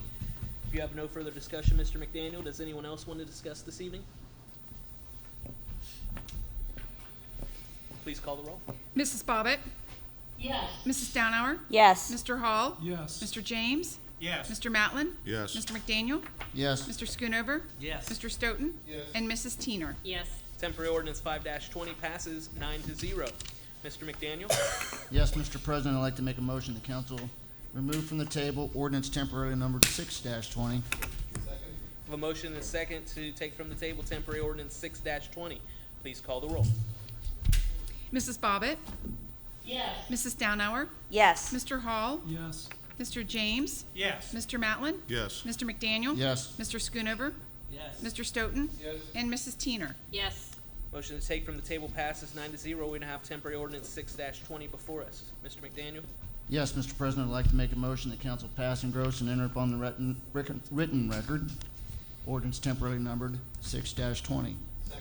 A motion and a second to pass and gross and enter upon the written record temporary ordinance 6-20. Any discussion, Mr. McDaniel? Nothing further. Discussion on the motion to pass. Please call the roll. Mrs. Bobbitt?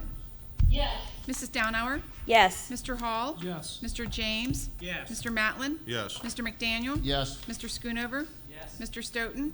And Mrs. Teener. Yes. Temporary ordinance 6-20 passes 9-0. Is there any further action on tabled legislation this evening? If not, we will move on to unfinished business. Does anyone have any unfinished business tonight? Or, yes, Mr. Schoonover. I hate to be that guy, but I just wanted to get an update, if there was any movement on, we tabled temporary resolution 7020 because of the property issues. I wondered if we had any movement on that. I don't know if there's opportunity to discuss that now, or if we need to do perhaps in broad strokes, Mayor.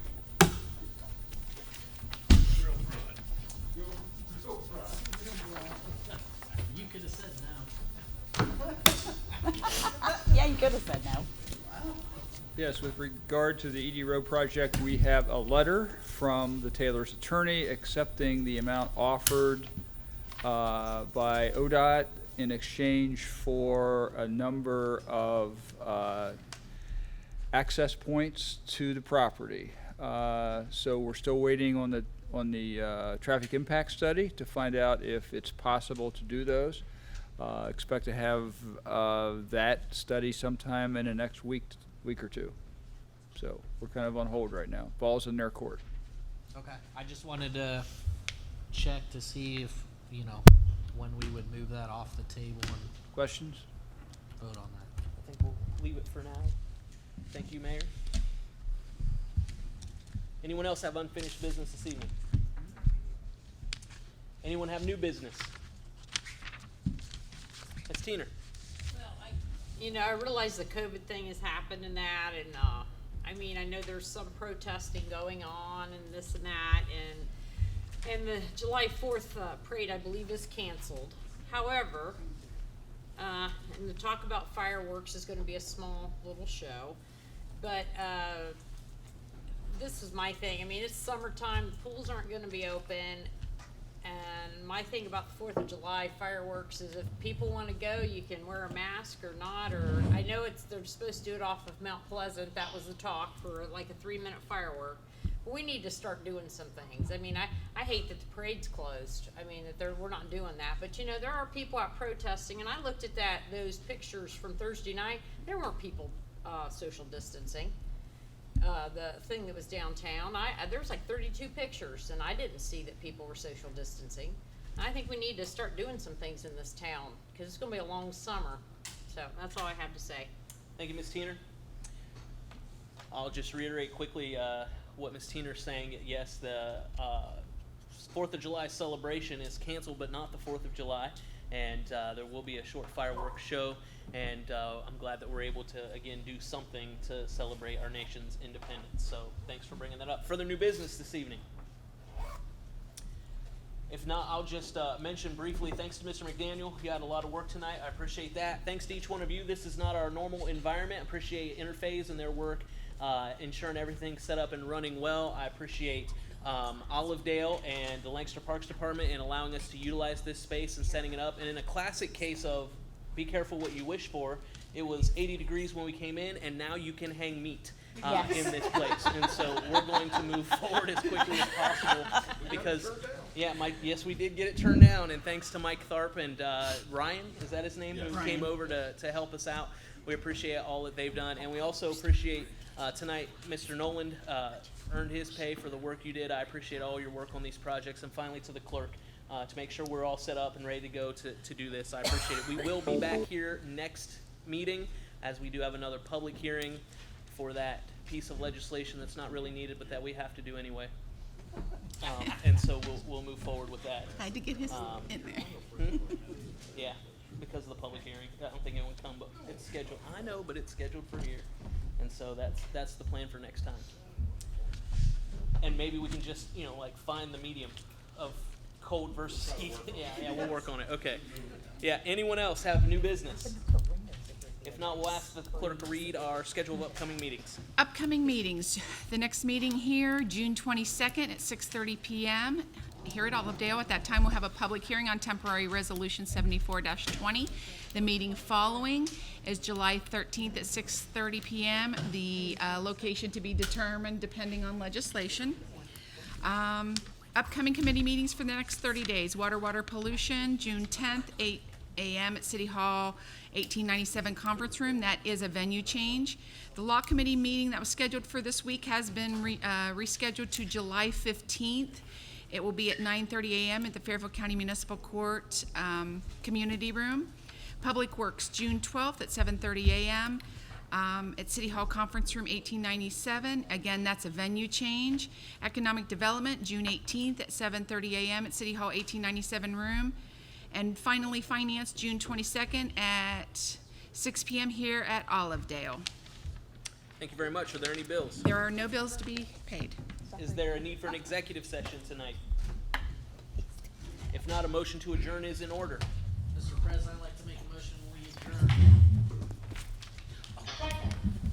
We have a motion and a second to adjourn. All those in favor signify by saying aye. Aye. All opposed, same sign.